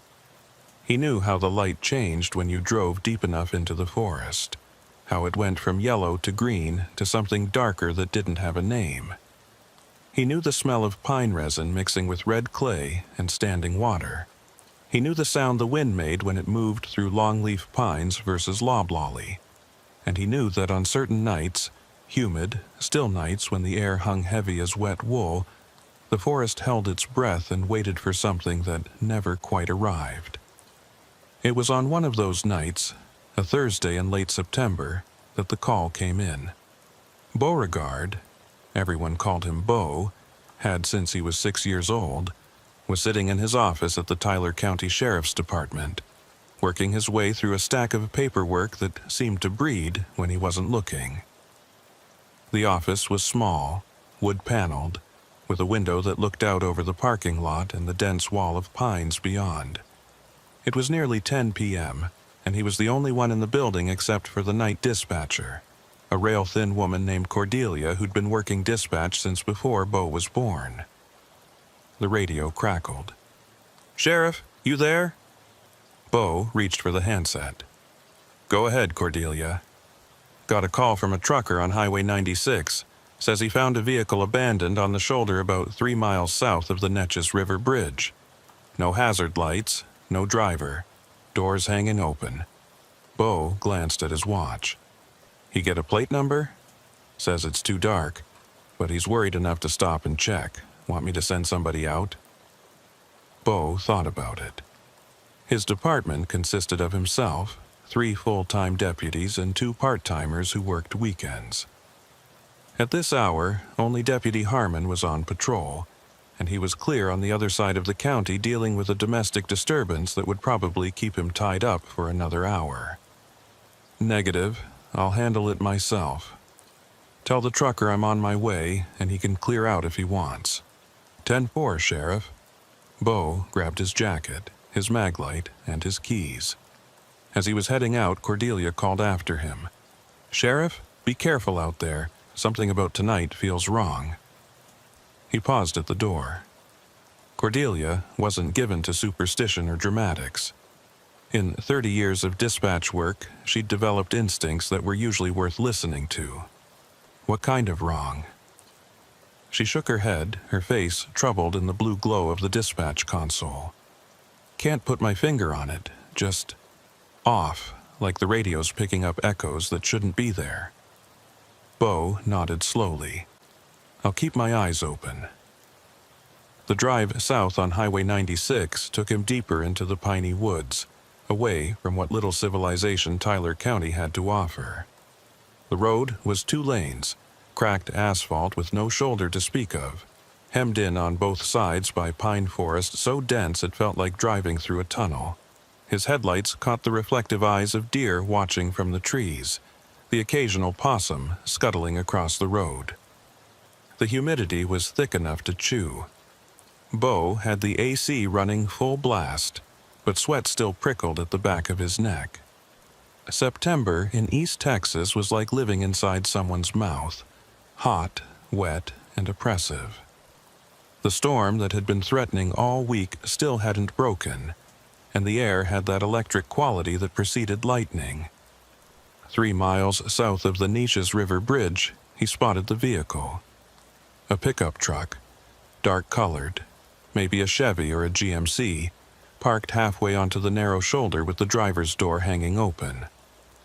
The trucker who'd called it in was long gone, but his rig had left deep tracks in the soft earth at the road's edge where he'd pulled off to investigate. Bo activated his light bar and pulled up behind the abandoned truck, leaving about 20 feet between vehicles. He radioed his position to Cordelia, then grabbed his flashlight and climbed out. The night wrapped around him like a wet blanket. The forest was loud with insect noise, cicadas and tree frogs creating a wall of sound that was almost painful in its intensity. But underneath that noise was something else, a stillness, an absence. Like the forest was performing for him, putting on a show of normalcy while something deeper held perfectly still. Bo approached the truck carefully, one hand on his weapon. Tyler County Sheriff's Department. Anyone in the vehicle? No response. He swept his flashlight beam across the truck's interior. The seats were empty. Keys, still in the ignition, turned to the off position. The dome light was on, casting a weak yellow glow. On the passenger seat sat a thermos, a road atlas, and what looked like a church bulletin folded in half. Bo tried the driver's door, unlocked. He leaned in to get a better look, and that's when he smelled it. Pine resin, strong enough to make his eyes water. Not the normal forest smell you got living in the piney woods, but concentrated, almost chemical. Like someone had spilled a gallon of turpentine in the cab. He pulled back and examined the seat. There, on the worn fabric, were what looked like dark stains, sticky to the touch. He brought his fingers to his nose and confirmed it. Pine resin, thick and fresh, like it had been dripping from the ceiling. But the truck's ceiling was dry, no leaks, no damage, nothing that would explain the resin. Bo stood up and scanned the area with his flashlight. The shoulder was narrow here, barely wide enough for a vehicle to park without hanging into the road.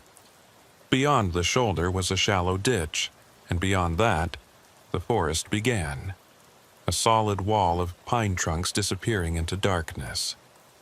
He was about to call in his findings when his flashlight beam caught something at the forest edge. Footprints. Boot prints, pressed deep into the soft earth at the base of the ditch, leading into the trees. Bo hesitated. Protocol said to wait for backup when investigating a potentially dangerous situation. But backup was 40 minutes away at best, and whoever had left this truck might be injured, lost, or in trouble. He couldn't just stand here and wait while someone might be dying 50 yards into the woods. He keyed his radio. "Cordelia, I've got an abandoned vehicle with possible signs of distress. I'm going to follow some tracks into the woods, see if I can locate the driver. Mark my position and stand by." "Copy that, Sheriff. Want me to send Deputy Harmon your way?" "Affirmative. But tell him to take his time. Probably just someone who went to take a leak and got turned around." He didn't believe that, and from the tone of Cordelia's acknowledgement, neither did she. Bo crossed the ditch and entered the forest. The temperature dropped immediately, maybe 10 degrees, as if the trees were holding on to cooler air from hours ago. The insect noise that had been so loud on the road cut off abruptly, replaced by the kind of silence that made your ears ring. The boot prints were easy to follow. They led in a more or less straight line, heading northeast, away from the road. Whoever had made them had been in a hurry. The prints were deep, spaced far apart, like someone running. Every 10 yards or so, Bo found more pine resin, this time on the ground. Droplets of it, sticky and amber-colored in his flashlight beam, marking a trail deeper into the woods. He'd been following the tracks for maybe 5 minutes when he realized the trees were wrong. Not wrong in an obvious way, not dead or diseased or out of place, just arranged differently than they should be. The spacing was too regular, like someone had planted them in rows. And the trunks were all roughly the same diameter, all roughly the same height. But these were old-growth pines, had to be at least 80 years old based on their size. Old growth didn't come in uniform rows. It grew wild, chaotic, fighting for light and space. Yet here they stood, perfectly spaced, perfectly uniform, stretching away in all directions like the columns of some vast natural cathedral. Bo stopped walking and turned in a slow circle, his flashlight beam cutting through the darkness. The boot prints continued ahead, but he found himself reluctant to follow them any further. Something about this place felt fundamentally wrong in a way he couldn't articulate. That's when he heard it. A sound like wind chimes, delicate and musical, coming from somewhere deeper in the forest. But there was no wind. The air was perfectly still, so still he could hear his own breathing, his own heartbeat. The sound came again, closer this time. Not chimes. More like glass bottles clinking together. Or maybe wind moving through something hollow. Bo drew his weapon. "Sheriff's Department, identify yourself." The forest swallowed his voice, gave nothing back. The chiming sound stopped. He waited, counting his breaths, listening. 30 seconds, a minute, nothing. He was about to turn back when his flashlight caught something hanging from a branch about 20 yards ahead. Something pale and irregular, swaying slightly despite the absence of wind. He moved closer, keeping his weapon ready. It was a piece of fabric, white, or maybe cream-colored, torn into strips and tied to a pine branch about 8 feet off the ground. As Bo's light swept the area, he found more of them. Dozens of strips of cloth tied to branches all around him, hanging limp and motionless, marking the trees in some pattern he couldn't decipher. And beneath them, scratched into the bark of nearly every tree, were symbols. Not letters, not numbers, just angular marks that hurt to look at. The kind of shapes that your eye wanted to slide away from, that didn't seem to hold still when you tried to focus on them. Bo had seen a lot in his 23 years in law enforcement. He'd worked homicides, suicides, meth lab explosions, and every flavor of human tragedy the piney woods could produce. But he'd never seen anything like this. This was something else. Something that made the hair on his arms stand up and his instincts scream at him to leave now, while he still could. He backed away slowly, keeping his light on the marked trees. The boot prints continued deeper into the forest, but he wasn't following them anymore. Whoever had left that truck, whoever had walked into these woods, was either long gone or beyond his help. He was maybe 50 yards back toward the road when his radio crackled to life. But instead of Cordelia's voice, all he heard was static. Thick, white noise static that rose and fell in waves, almost like breathing. And underneath it, barely audible, something that might have been words, or might have been the forest itself, trying to speak. Bo turned the radio off. He didn't want to hear what it might say. He made it back to the road in half the time it had taken him to go in, practically running the last 100 yards. When he emerged from the trees, he stopped and bent over, hands on his knees, breathing hard. The humid air felt good now, comfortable, real. The insect noise had returned, and he'd never been so grateful for the sound of cicadas. Deputy Harmon's cruiser was pulling up behind Bo's vehicle, his light bar painting the trees blue and red. The deputy climbed out, a young man named Jackson, who'd been with the department for less than a year. "Sheriff, you okay?"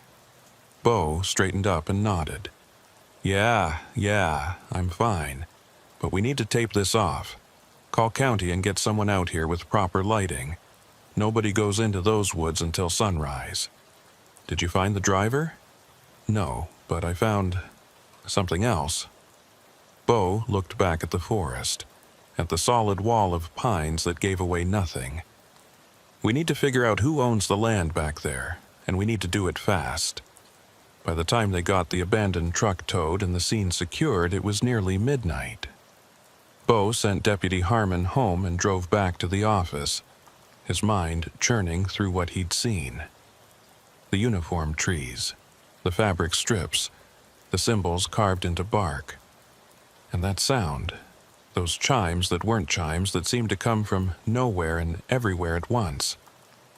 Cordelia was still at dispatch when he walked in. She took one look at his face and poured him a cup of coffee without asking. "Bad?" she said. "Strange.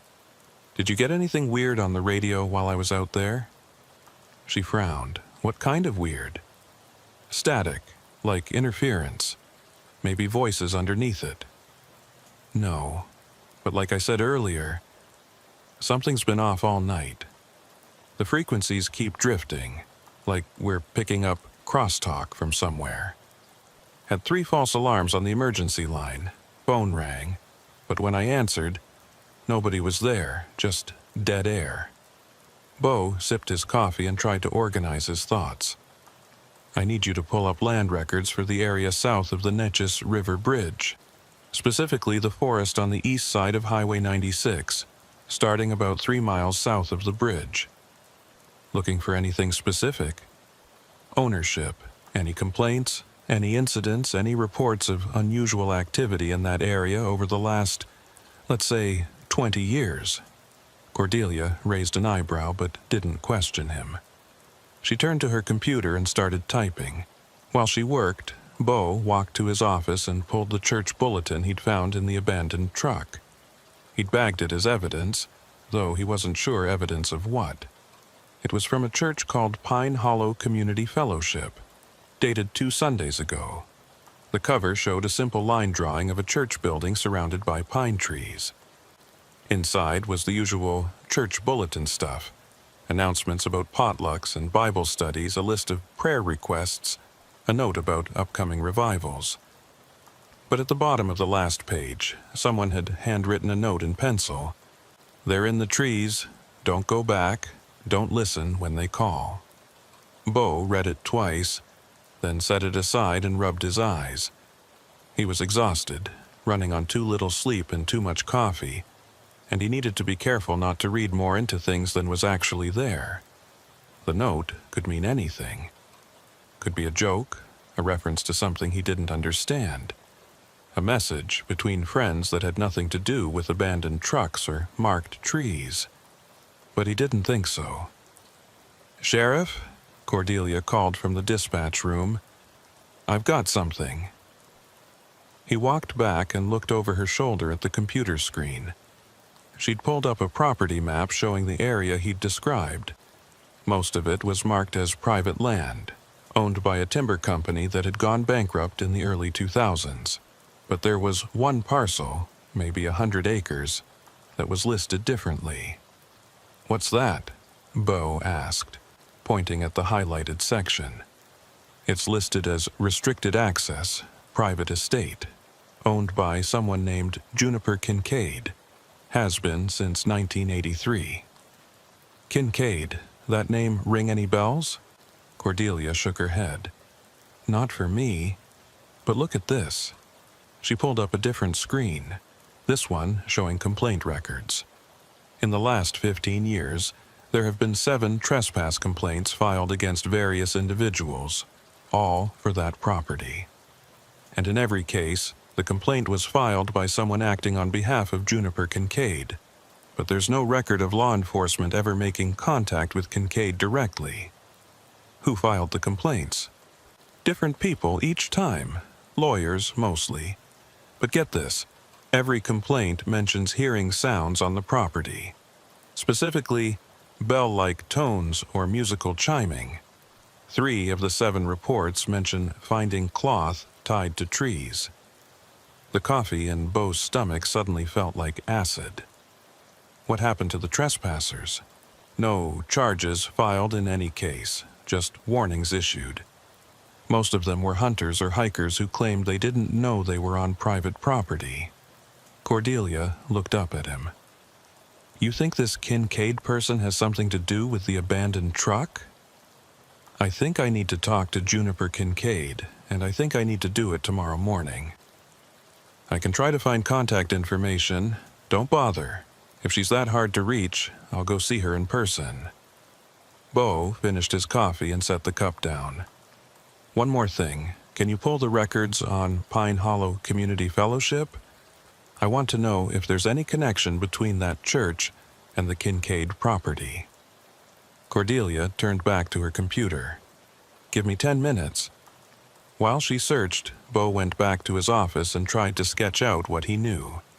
Abandoned truck with keys in the ignition and pine resin on the seats. Boot prints leading into forest. Marked trees in an unnaturally uniform grid. Strips of cloth hanging from branches. And somewhere in all of it, a reclusive landowner named Juniper Kincaid, who'd spent decades keeping people out of her property. He was missing something. Some connection that would make all of this make sense. But his brain was too tired to see it, and the more he tried to force the pieces together, the more they seemed to slip away. "Sheriff?" Cordelia appeared in his doorway. Pine Hollow Community Fellowship shut down in 2008. Building was sold to a development company, later demolished. But before it closed, there were several complaints filed by neighbors about noise disturbances. What kind of noise? Late-night services, loud singing. And this is interesting. One complaint specifically mentions bell-like sounds coming from the church property at all hours. There it was. The connection. Not complete, not enough to understand what was really happening, but enough to know that whatever he'd stumbled into tonight was bigger than an abandoned truck and some weird markings in the woods. "Where was the church located?" Bo asked. Cordelia checked her notes. "About 2 miles from the Kincaid property line, right on the edge of the forest." Bo stood up and grabbed his jacket. "I'm going home to get a few hours of sleep. First thing in the morning, you and I are going to pay a visit to Juniper Kincaid. And then we're going to figure out what the hell is happening in those woods." Bo lived alone in a small house on the north edge of town, close enough to the department that he could walk to work if he wanted to. His wife had left him 8 years ago, tired of the long hours and the weight he brought home with him, and his daughter was away at college in Austin. The house felt empty most days. But tonight he was grateful for the solitude. He poured himself 2 fingers of bourbon, sat in his recliner, and tried to process what he'd seen. But every time he closed his eyes, he saw those marked trees stretching away in perfect rows, and heard that sound like chimes or bells or something else entirely. His phone rang at 1:30 a.m. He grabbed it without checking the caller ID, assuming it was Cordelia with an emergency. "Sheriff Lyle?" Static, thick and heavy with something moving underneath it. Not quite words, not quite music, just sound. Organized sound like it meant something. "Hello?" Bo said. "Who is this?" The static cut off abruptly, replaced by silence. Then, very faintly, he heard it. That chiming sound coming through his phone. Coming from somewhere in the forest or somewhere else entirely. And underneath the chimes, barely audible, a voice. Male. Middle-aged. Speaking words that Bo's brain refused to process, that slid away from comprehension like water off glass.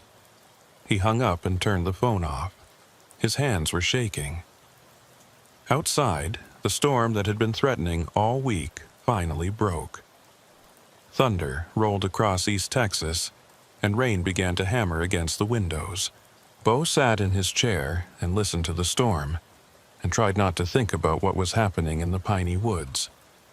Tried not to think about marked trees and abandoned churches, and sounds that came through phones from places that didn't exist. But he couldn't stop thinking about that voice.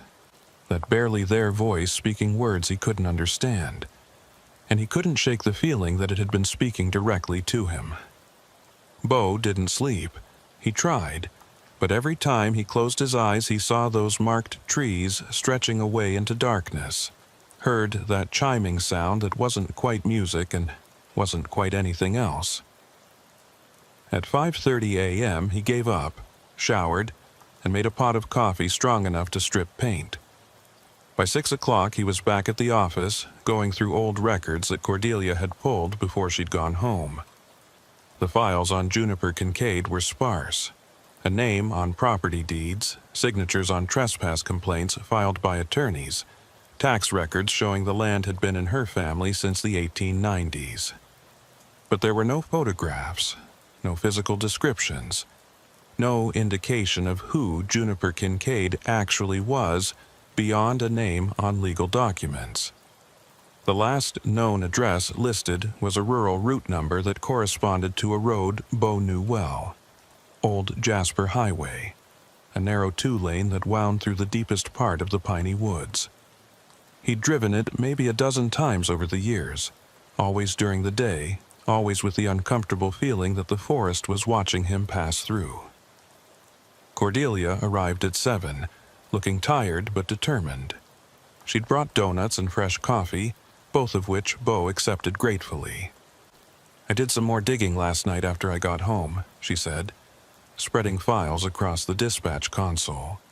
"Couldn't sleep. Kept thinking about those sounds you described. Find anything?" "Maybe. There's a game warden named Ransom Keating who patrols this sector. Been doing it for about 15 years. I called him this morning, asked if he knew anything about the Kincaid property. He got real quiet, then told me he'd meet us there at 9 if we wanted to talk." Bo raised an eyebrow. "He say why he got quiet?" "No, but the way he said it made me think he's seen something out there. Something that bothered him enough that he doesn't like talking about it." That was good enough for Bo. If a man who spent his days alone in the deep woods got bothered by something, it was worth paying attention to. "All right, we'll meet him at the Kincaid property gate. You know where that is?" "About 8 miles down Old Jasper Highway. There's a cattle guard and a rusted chain across a dirt road. Hard to miss if you're looking for it." "Good. We leave at 8:30. Old Jasper Highway looked different in morning light, but not better. The storm had broken sometime before dawn, leaving everything wet and dripping. Mist rose from the asphalt in lazy spirals, and the trees on both sides of the road were so thick with moisture they looked almost black. The smell of pine and wet earth was overwhelming, almost narcotic. Bo drove his personal truck, a 10-year-old Ford F-250, with Cordelia in the passenger seat. They'd gone maybe 5 miles when she spoke up. "Sheriff, you ever hear stories about this part of the woods? Old stories, I mean, the kind folks don't like to talk about." "Like what?" "My grandmother used to tell me that the piney woods used to be different. Back before the timber companies came through and clear-cut everything. She said there were places in the old forest where sounds didn't work right, where you could hear things that were happening miles away, or things that hadn't happened yet. Said the trees carried sounds through their roots, like the whole forest was one big ear listening to everything." Bo glanced at her. "You believe that?" "I didn't. But after last night..." She trailed off, looking out at the endless walls of pine. "I don't know what I believe anymore." They found the gate exactly where Cordelia had described it.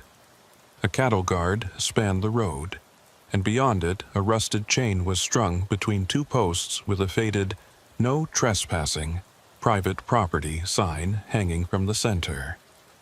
The dirt road beyond the chain disappeared into the forest after maybe 50 yards, swallowed by the trees.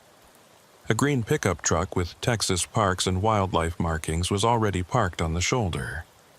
Leaning against it was a man in his 50s, lean and weathered, with the kind of tan that came from spending every day outside. He wore the standard game warden uniform: khaki shirt, green pants, boots caked with mud. Bo pulled up behind the truck and climbed out.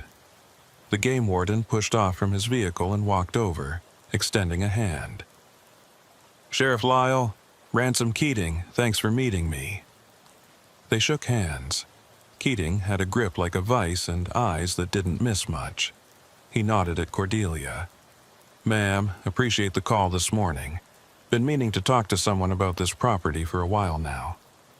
"What can you tell us about it?" Bo asked. Keating looked past them at the chained gate, his expression troubled. "Well, first thing you need to know is that I don't come out here anymore. Haven't set foot on Kincaid land in about 6 years, and I don't plan to ever again." "Why not?" "Because the last time I did, I saw something that made me question whether I was losing my mind. And because 2 weeks after that, I found something that made me think maybe I wasn't."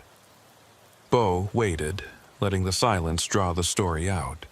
Keating seemed to be choosing his words carefully, like a man who knew how crazy he was about to sound and wanted to minimize the damage. "It was early spring," he said finally. "March, maybe April. I got a call about illegal hunting on this property. Someone had heard gunshots coming from deep in the woods. I came out here, climbed over that chain, and followed a logging road about 2 miles in." He paused. "You been on this property yet, Sheriff?" "Just the edge of it, last night." "Then you probably noticed the trees are different once you get past the property line. All the same species, all the same height, all planted in rows like some kind of grid. It's not natural. Been that way for as long as anyone can remember, but nobody knows who planted them or why." "You find the hunters?" Cordelia asked. "No, but I found something else. About 3 miles in, there's a clearing, maybe 100 yards across, perfectly circular. And in the center of that clearing is an old structure. Concrete foundation, metal framework. Looks like it might have been a radio tower or antenna of some kind. Most of it's rusted and fallen down, but you can still see what it used to be." Bo felt something cold settle in his chest. "A radio tower?"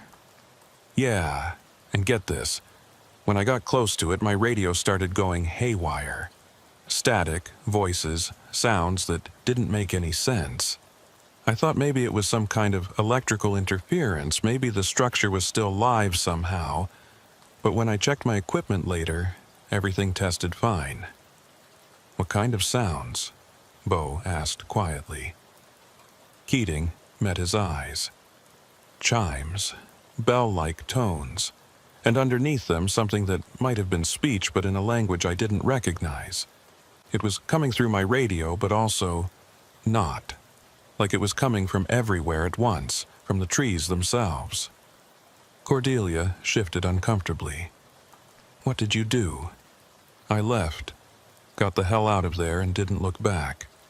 Made a note in my log about the structure being a potential hazard, but I didn't mention the sounds. Didn't want people thinking I'd cracked." He pulled a folded piece of paper from his pocket and handed it to Bo.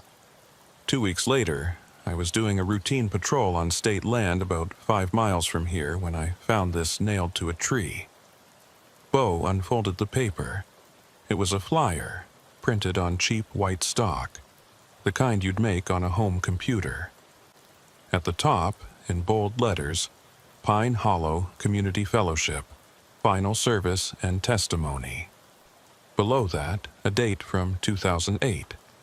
And below that, a paragraph of text. "The frequency has been opened. What was bound has been loosened. We have heard the voices from the hollow places, and they have heard us. This is not salvation. This is not grace. This is the culmination of a bargain made long ago by those who should have known better. We close these doors knowing they cannot stay closed. We offer this testimony as warning. Do not seek the sounds in the trees. Do not answer when they call.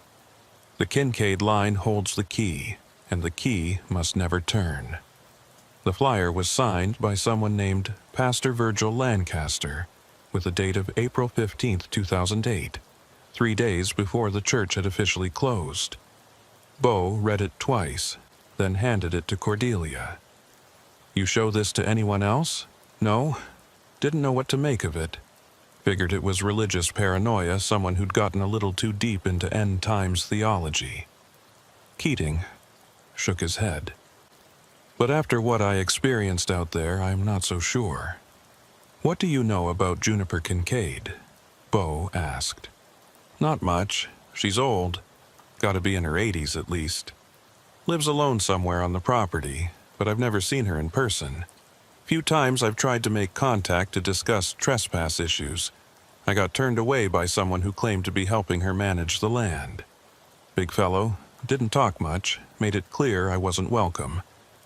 "You remember his name?" Keating thought about it. "Started with a D, I think. Dalton, Durwood, something like that." Bo looked past the game warden at the chained gate, at the dirt road disappearing into the uniform pines. He thought about the abandoned truck, about the boot prints leading into the forest, about the marked trees and the strips of cloth hanging from branches. And he thought about that voice on his phone last night, speaking words he couldn't understand. "I'm going in," he said. "This morning, I've got an abandoned vehicle situation that led me onto this property last night, and I need to follow up. But I'd appreciate anything else you can tell me before I do." Keating pulled a folded map from his truck and spread it across the hood. "Here's what I know. The main house is about 4 miles in, right here."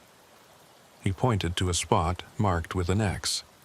"The old radio tower structure's here about 3 miles in, southwest of the house. And there are at least a dozen smaller structures scattered across the property.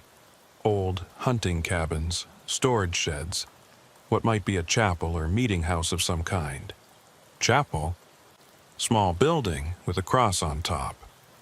I spotted it from a distance once, didn't get close, but it looked like it was being maintained.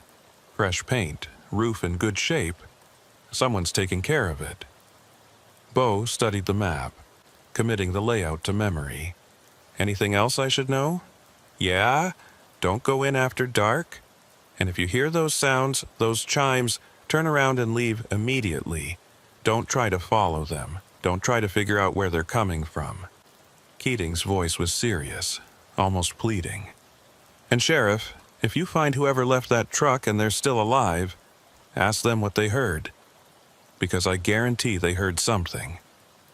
Bo and Cordelia stood at the gate after Keating had driven away, both of them looking at the dirt road that led into Kincaid property. The morning was heating up, humidity rising as the sun burned through the mist. The forest was alive with sound now. Birds calling, insects humming, the distant rustle of small animals in the undergrowth. Normal sounds. Daytime sounds. "You don't have to come with me," Bo said. "This is probably a bad idea, and I'm not going to order you to do something this stupid." Cordelia gave him a flat look. "I've been with this department for 30 years, Sheriff. I've seen you do plenty of stupid things, and I've never let you do them alone. Not starting now." Bo almost smiled. "All right then. But we keep the radios on, we stay in sight of each other at all times, and if anything feels wrong, anything at all, we're out. Understood?" "Understood." They stepped over the chain and started up the dirt road. Within 50 yards, the world changed. The temperature dropped, the same way it had last night. The sounds of the forest faded. Not cut off, but gradually diminishing, like someone was slowly turning down the volume. And the light changed, filtering green through the uniform pines, giving everything a subaquatic quality. The trees stood in their perfect rows on both sides of the road, trunks straight and unbranched for the first 30 feet, creating corridors that stretched away in geometric precision. Every 100 yards or so, Bo spotted one of the cloth strips Keating had mentioned, tied to branches at eye level, fluttering slightly in a breeze he couldn't feel. They'd been walking for maybe 20 minutes when Cordelia stopped. "Sheriff, look at this." She was standing at the base of one of the pines, pointing at the trunk. Carved into the bark, about chest height, were those same angular symbols Bo had seen last night. But these were older, the cuts deep and weathered, the wood around them darkened with age. "How old do you think these are?" Cordelia asked. Bo ran his fingers over the carved lines. The wood was hard, the marks settled deep. Years, maybe decades. Someone's been marking these trees for a long time. As he examined the symbol, he noticed something else. At the base of the tree, partially hidden by fallen needles, was a small pile of objects. He crouched down and brushed the needles away, revealing what looked like offerings: a pocket knife, a compass, a small Bible, a handful of coins, and a photograph in a plastic sleeve. The photograph showed a family, mother, father, 2 children, standing in front of a church. The church from the flyer, Pine Hollow Community Fellowship. Bo picked up the photograph and turned it over. On the back, written in faded ink, "The Harding Family, Easter 2007. Before we knew." "Before they knew what?" Cordelia whispered. Bo didn't answer. He was looking at the other objects scattered around the base of the tree, all of them personal items. All of them left here deliberately. Not trash. Offerings. Or maybe sacrifices. Things given up to appease something that lived in these woods. They continued up the road, finding more marked trees, more small collections of objects at their bases. And the farther they went, the more Bo felt like they were being watched. Not by people. He would have spotted people. This was something else. A sense of attention from the forest itself, like the trees were aware of their passage and were waiting to see what they would do. After about 45 minutes, the road opened into a clearing. And in the center of the clearing, exactly as Keating had described, stood the remains of the radio tower. It was bigger than Bo had expected. The concrete foundation was maybe 20 feet square, cracked and overgrown with vines. Rising from it were the twisted remains of a metal framework, rusted red-orange, that had once supported some kind of antenna array. Most of the structure had collapsed, but enough remained to suggest it had been substantial, maybe 60 feet tall when intact. Scattered around the foundation were the remnants of other equipment. Metal cabinets with their doors hanging open. Empty now, but showing signs of having once held electronics. Thick cables snaking across the ground, their insulation long since rotted away. What might have been a small generator housing, empty except for oil stains on the concrete pad. What was this place? Cordelia asked. Bo approached the foundation carefully, watching where he stepped. Some kind of transmission station, government maybe or military. Built during the Cold War, probably. They put radio installations all over East Texas back then. Listening posts, relay stations, communications hubs. Why here, in the middle of nowhere? Because here is perfect. Isolated, surrounded by trees that could hide the antennas from ground level, but still high enough to get good radio propagation. He stopped at the edge of the foundation and looked up at the skeletal remains of the tower. What I don't understand is why someone would build all of this and then just abandon it. He was about to step onto the foundation when Cordelia grabbed his arm. "Sheriff, listen." Bo went still. For a moment he heard nothing but the wind in the pines. Then, faintly, he heard it. That sound, those chimes. They were coming from everywhere and nowhere, delicate and musical, rising and falling in patterns that almost sounded like melody, but weren't quite. And underneath them, so faint he might have been imagining it, was that voice again, speaking words that made his head hurt when he tried to focus on them. "We should go," Cordelia said, her voice tight.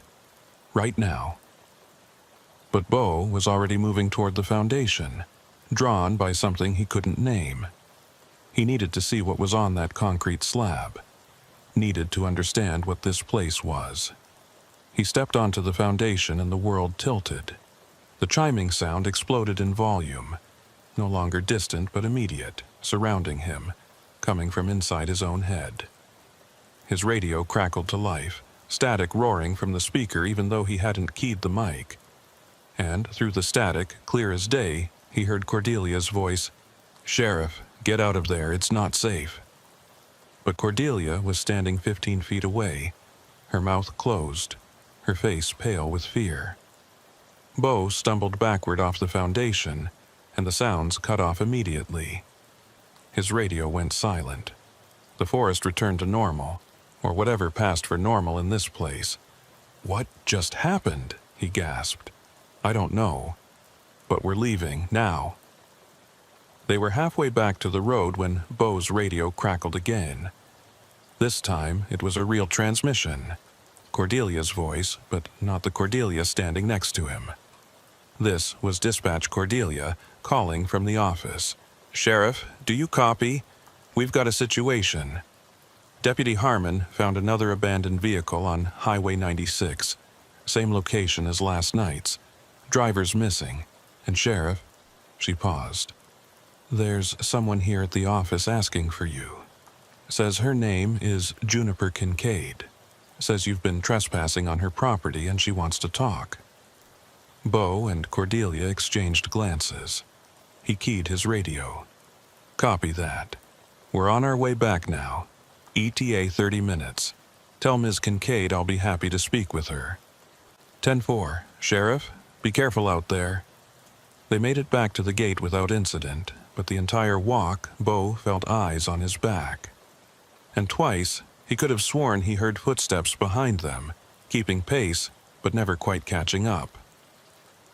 When they reached Bo's truck and climbed inside, Cordelia let out a long breath. "I've lived in East Texas my whole life, and I've never felt anything like that. It's like the forest is alive. Like it's aware of us." Bo started the engine and pulled back onto Old Jasper Highway, putting distance between them and the Kincaid property. Ransom Keating was right. Something's wrong with that place, and I think Juniper Kincaid knows exactly what it is. Juniper Kincaid was waiting in Bo's office when they arrived. She sat in one of the wooden chairs across from his desk, her posture perfect, her hands folded in her lap. She was old. Keating had guessed 80s, but Bo would have put her closer to 90, with white hair pulled back in a severe bun and a face that was all sharp angles and watchful eyes. She wore a simple cotton dress, dark blue, and sensible shoes that had seen better days. Standing behind her, arms crossed, was a large man in his 50s with a face like carved granite and eyes that tracked Bo's every movement. This would be the man Keating had mentioned, the one who didn't talk much and didn't like visitors. "Ms. Kincaid," Bo said, extending his hand. "I'm Sheriff Lyle. Thank you for coming in." She didn't take his hand. Instead, she looked at him with an expression that might have been amusement, or might have been something else entirely. "You were on my property this morning, Sheriff. You and your dispatcher walked right past the no trespassing signs like they didn't exist. I was following up on an incident from last night. An abandoned vehicle on Highway 96 with evidence suggesting the driver may have entered your property. And did you find them? No, ma'am. You won't. They're gone, just like all the others." The room went very quiet. Bo sat down slowly and gestured for Cordelia to take notes. "What others?" Juniper's expression didn't change. "People have been disappearing in these woods for 100 years, Sheriff. Maybe longer. They hear something that calls to them, and they follow it into the pines, and they never come back. Your driver's just the latest in a long line. What is it they hear? The frequency, the resonance, the sound of something that shouldn't be but is anyway, because people made it possible." She leaned forward slightly. "Tell me, Sheriff, When you were on my property this morning, did you go near the old tower site? Bo nodded slowly. And did you hear it, the chiming? Yes. Then you're lucky to be sitting here talking to me. Most people who hear it up close don't have the strength to walk away.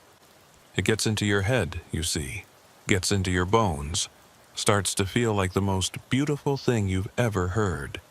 And all you want to do is find the source, find where it's coming from. And where is it coming from? Juniper smiled, but there was no warmth in it. From the hollow places, Sheriff. From the spaces between trees where sound collects and resonates and takes on a life of its own. My family's land sits on top of one of the largest resonance chambers in East Texas, a natural acoustic phenomenon where certain frequencies can be amplified and sustained almost indefinitely. The pines help. They're perfect acoustic conductors, but the real power is in the earth itself. I don't understand what this has to do with missing people. Don't you? She settled back in her chair. In 1947, the government built that radio tower on my family's land. Said they needed it for communications, for national security. My grandfather let them do it because he was patriotic and because they paid well. But what they really built was an experiment. They wanted to see if they could use the natural acoustics of the site to broadcast at frequencies that human beings shouldn't be able to hear. Frequencies that could carry for hundreds of miles, that could pass through solid matter, that could be used for things the government doesn't like to talk about. Psychological warfare, Cordelia said quietly. Subliminal broadcasting. Juniper nodded. They ran the station for 5 years, and in those 5 years, 17 people disappeared in the woods around my family's property.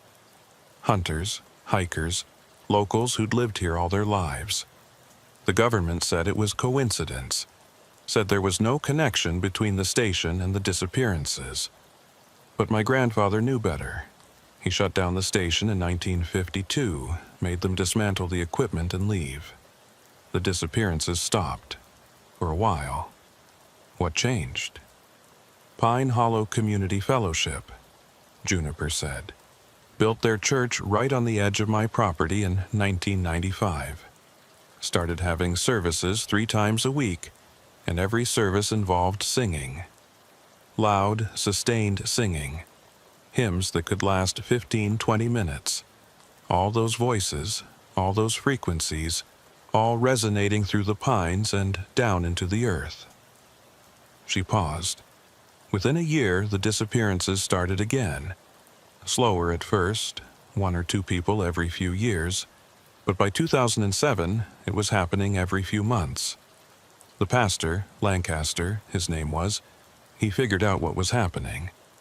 Figured out that they were inadvertently reactivating the resonance chamber with their worship, opening doors that should have stayed closed. So they shut the church down. They tried, but by then it was too late. The frequency was established. The resonance was self-sustaining. Even without the church, even without the tower, the sounds continue, and people keep disappearing. Bo thought about the flyer Keating had shown him. The pastor said something about the Kincaid line holding the key.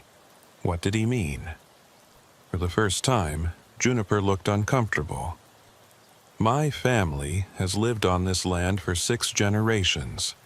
We've learned how to coexist with the phenomenon, how to manage it. There are techniques, rituals, if you want to call them that can dampen the resonance, keep it from spreading beyond the property boundaries. It's been my responsibility since my father died in 1983. What kind of rituals? The kind that involve sacrifice, Sheriff. The kind that demand a price be paid for the silence we maintain.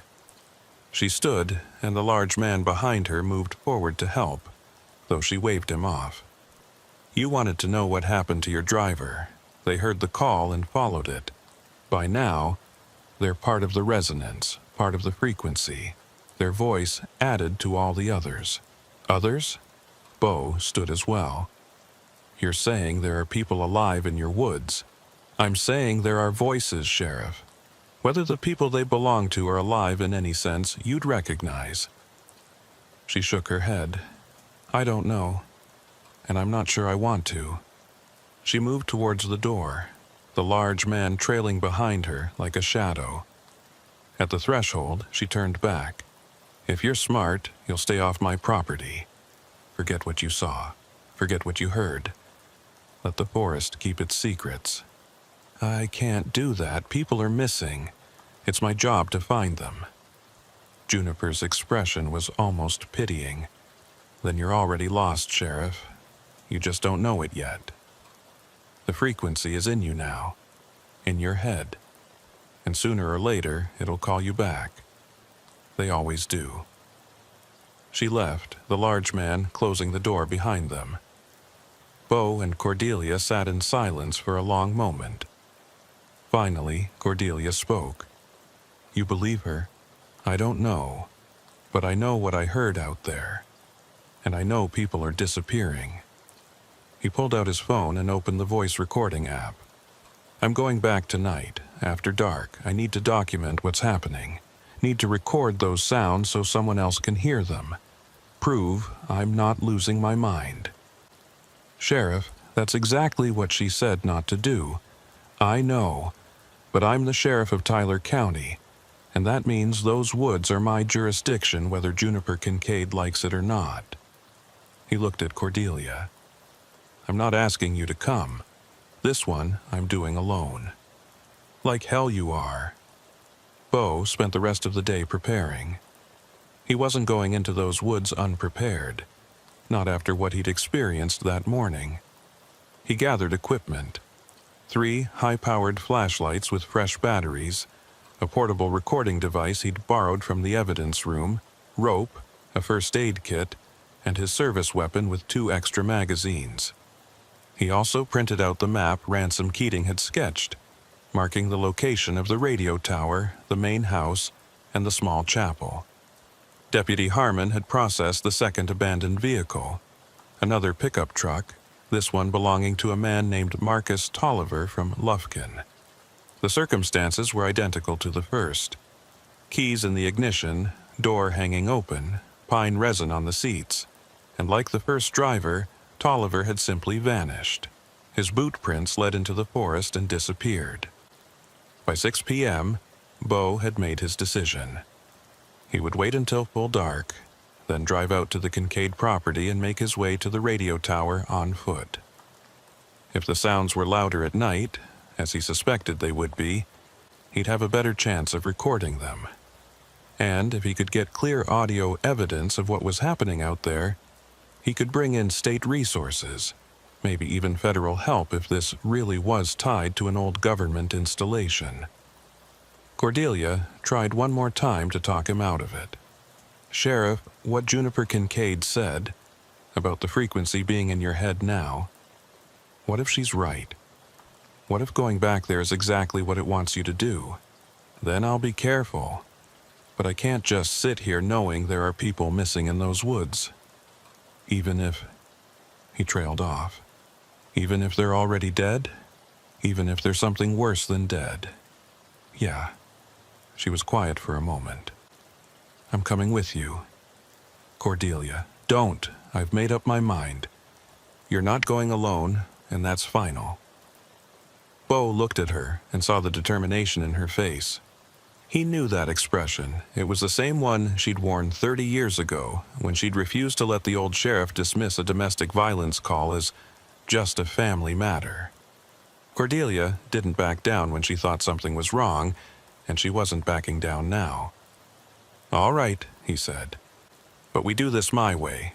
We stay together. We don't split up for any reason, and the second something feels wrong, we're out. No heroics, no investigating strange sounds. We record what we can, and we leave. Agreed?" "Agreed." They left at 9 p.m., when full darkness had settled over East Texas. The humidity was crushing, the air so thick with moisture it was like breathing through a wet towel.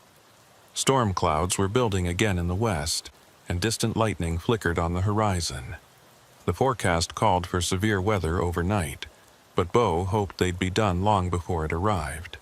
The drive to Old Jasper Highway was uneventful, but the closer they got to the Kincaid property, the more Bo felt that familiar wrongness settling over him. It was like the air pressure was changing, building toward something. His ears kept wanting to pop, and he had the constant sensation of being on the verge of hearing something just outside his range of perception. "You feel that?" Cordelia asked as they pulled up to the gate. "Yeah, like something's waiting." They parked off the road and gathered their equipment. Bo had brought a bolt cutter to deal with the chain across the gate, but when they approached, they found the chain lying on the ground, cut clean through. Fresh cut, too. The metal was bright and uncorroded. "Someone beat us here," Cordelia said quietly. Bo drew his weapon and swept his flashlight beam up the dirt road. Nothing moved in the darkness, but he could feel eyes on them. That sense of being watched that had followed them all morning was back, stronger now, more focused. "Stay close," he whispered, and started up the road. The forest at night was a different place entirely. The uniform pines that had seemed merely eerie in daylight now looked actively hostile, their straight trunks creating corridors of absolute darkness between the narrow cones of their flashlight beams. The sounds were different, too. No birds, no insects, just the occasional rustle of something moving through the underbrush. Something that stopped whenever they stopped, as if it was pacing them. They'd been walking for maybe 15 minutes when Bo heard it. Not the chimes this time, but something else. A voice. Human, coming from somewhere ahead of them on the road. "Help me. Please, someone help me." It was male, middle-aged, filled with fear and exhaustion. Bo and Cordelia exchanged glances, then quickened their pace. The voice called out again, closer now. "I'm lost. I can't find my way out. Please, I need help." They rounded a bend in the road and their flashlight beams found him. A man, maybe 45 years old, wearing jeans and a flannel shirt. His clothes were torn and dirty, his face scratched and bleeding. He stood in the middle of the road, swaying slightly, his hands raised to shield his eyes from their lights. "Sir?" Bo called out. "Tyler County Sheriff. Are you injured?" The man lowered his hand slowly. His eyes were wrong. Not obviously wrong, not in any way Bo could immediately articulate, but wrong nonetheless. Too bright, too focused, like there was something behind them that was watching through borrowed eyes. "I've been walking for hours," the man said. His voice was flat now, emotionless. "I can't find my truck. I can't find the road, but I can hear them. Can you hear them?" "Hear what?" Cordelia asked. "The voices in the trees. They're singing." The man tilted his head, listening to something Bo couldn't hear. They've been singing for so long, since before the tower, since before the church, since before there were people here at all. The pines carry the sound, the earth holds it, and when you die here, your voice joins the song. Bo kept his weapon trained on the man but didn't approach. "Sir, I need you to tell me your name. Names don't matter here. Only the frequency matters. Only the resonance." The man's eyes never blinked, never looked away. "You shouldn't have come back, Sheriff. She tried to warn you. The frequency is in you now. You're already singing. You just can't hear yourself yet." "That's Marcus Tolliver," Cordelia whispered. "From the second truck." Bo saw it now. The resemblance to the driver's license photo they'd pulled from DMV records. But this man looked like he'd aged years in the span of hours.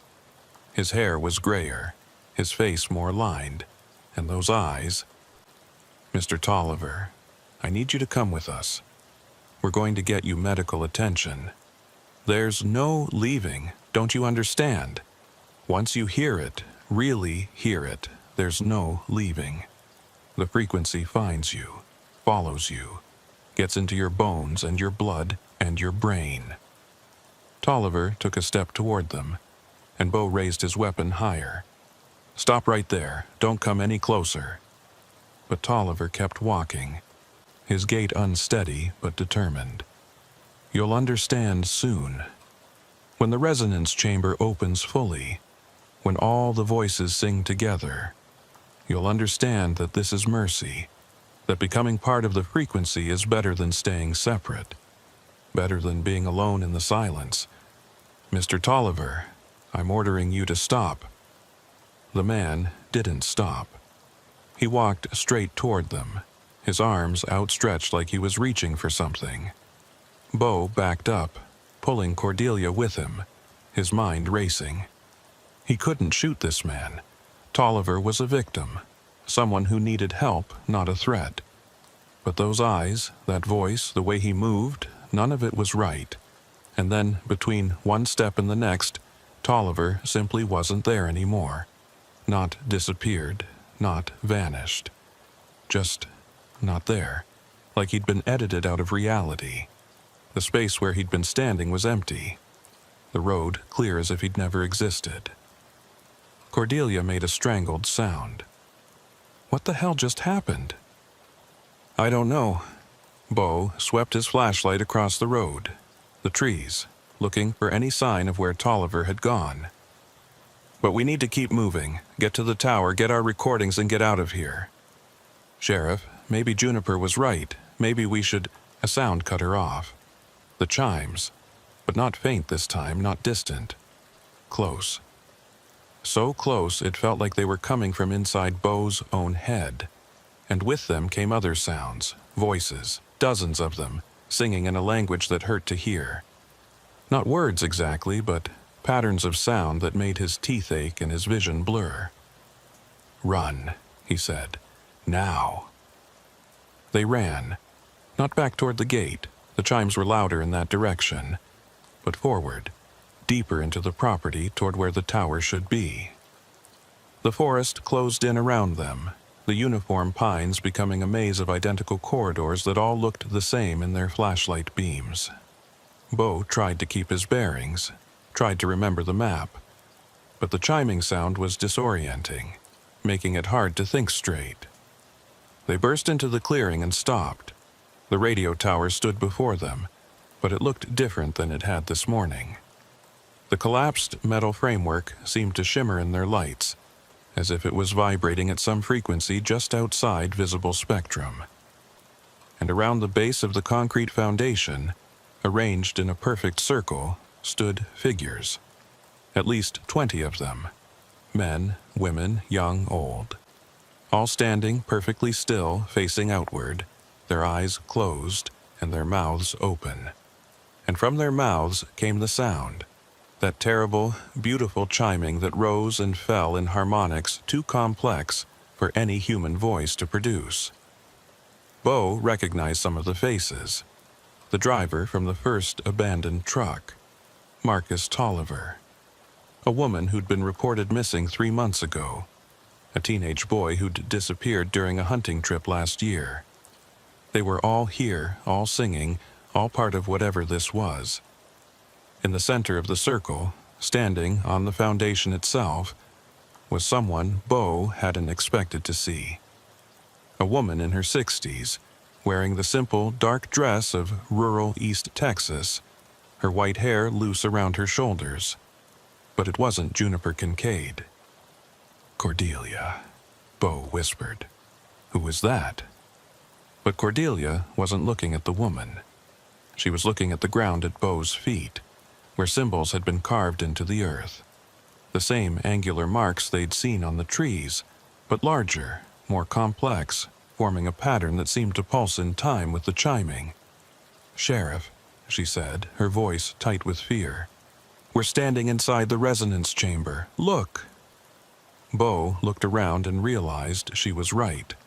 The clearing wasn't natural. It was perfectly circular, and the trees around its perimeter were marked with those same symbols, all of them facing inward. And now that he was aware of it, he could feel it. a vibration in the air, in the ground, in his bones. Like the entire clearing was humming at a frequency just below hearing. The woman on the foundation opened her eyes and looked directly at Bo. When she spoke, her voice carried perfectly across the clearing despite the fact that she wasn't shouting. "Sheriff Lyle, we've been waiting for you." "Who are you?" "I'm Pastor Lancaster's widow, Helena. After my husband closed the church, I thought it was over. Thought we'd stopped it." She gestured at the singing figures around her. "But we didn't stop anything. We only made it angry." "Made what angry?" "The frequency, the resonance, whatever you want to call it. It's not a thing, Sheriff. It's not alive in any sense we understand. It's an accumulation, a collection of sounds and voices that have been building in this place for centuries. The Native Americans who lived here before us, they knew about it, called it the Hollow Song, said it was the voice of the earth itself trying to speak." Bo took a step back, pulling Cordelia with him. But the circle of singers didn't move, didn't react. They just kept singing, their voices weaving together into something that was almost beautiful and almost terrible in equal measure. "The government tried to use it," Helena continued. "Built their tower, amplified it, broadcast it. They thought they could weaponize it. But you can't control something that was never meant to be heard by human ears. You can only join it, become part of it." "What happened to these people?" "They heard the call and answered. Walked into the resonance chamber willingly, seeking the source of the sound. And once here, once inside the chamber, they couldn't leave. The frequency takes root in your nervous system, rewrites your brain chemistry, makes you part of the broadcast." She smiled, but there was no warmth in it. "My husband tried to warn people, tried to stop it by closing the church. But the frequency doesn't need a church. It doesn't need a tower. All it needs is listeners. And Sheriff, you've been listening." As if on cue, the chiming sound intensified. Bo felt it now. Really felt it. Vibrating through his chest, his skull, making his teeth ache and his vision swim. And underneath the chimes he could hear words now. Not English, not any language he recognized, but he understood them anyway. They were calling him, inviting him, promising him something that his conscious mind rejected, but his hindbrain desperately wanted. "We have to go," Cordelia said, pulling at his arm. "Sheriff, we have to go right now." But Bo couldn't move. The frequency had him, had gotten into his head just like Juniper Kincaid had warned. Part of him wanted to walk forward, to step into that circle of singers, to add his voice to theirs and finally understand what it all meant. The recording device in his pocket vibrated. He pulled it out with shaking hands and looked at the display. It was recording, had been recording since they'd entered the clearing. But the waveform display was wrong. Instead of the jagged peaks and valleys of normal sound, it showed a perfect sine wave, steady and unbroken, as if the device was picking up a single sustained tone that never wavered. He hit the stop button, and the spell broke. The chiming receded, not gone but manageable. His head cleared enough to think, to move. "Cordelia, run! Now!" They ran. Behind them, Helena Lancaster's voice called out, no longer calm but urgent. "You can't escape it, Sheriff. It's in you now. Sooner or later, you'll come back. They always come back." The forest was a nightmare of identical trees and wrong angles. Bo lost track of how many times they took turns, how many clearings they passed through. The chiming followed them, sometimes close, sometimes distant, but never completely gone. And every so often they'd catch glimpses of figures standing between the trees, the singers from the resonance chamber, or others like them, watching silently as they passed. They found the dirt road by accident, stumbling onto it after what felt like hours, but was probably only minutes. Bo's truck was still there, untouched, and they threw themselves inside and locked the doors. He started the engine with shaking hands and drove, not caring about the ruts or the potholes, just focused on putting distance between them and that place. They were halfway back to town before either of them spoke. "Did that really happen?" Cordelia asked, her voice small. "Or are we both losing our minds?" Bo didn't answer immediately. He was thinking about the recording device in his pocket, about the perfect sine wave it had captured, about Helena Lancaster standing on that foundation, surrounded by people who were technically alive but had become something else entirely. "It happened," he said finally. "And we have proof, or at least we have something. What are we going to do? I don't know. But we can't just leave it. Those people, Tolliver, the others, they're still alive, still aware. We have to find a way to help them." Cordelia looked at him, her expression troubled. "Sheriff, I don't think they want to be helped. Did you see their faces? They looked peaceful, like they'd found something they'd been looking for." Bo remembered those faces, the blank expressions, the eyes that looked at nothing, and he remembered that terrible pull he'd felt, that desire to join them, to become part of the frequency.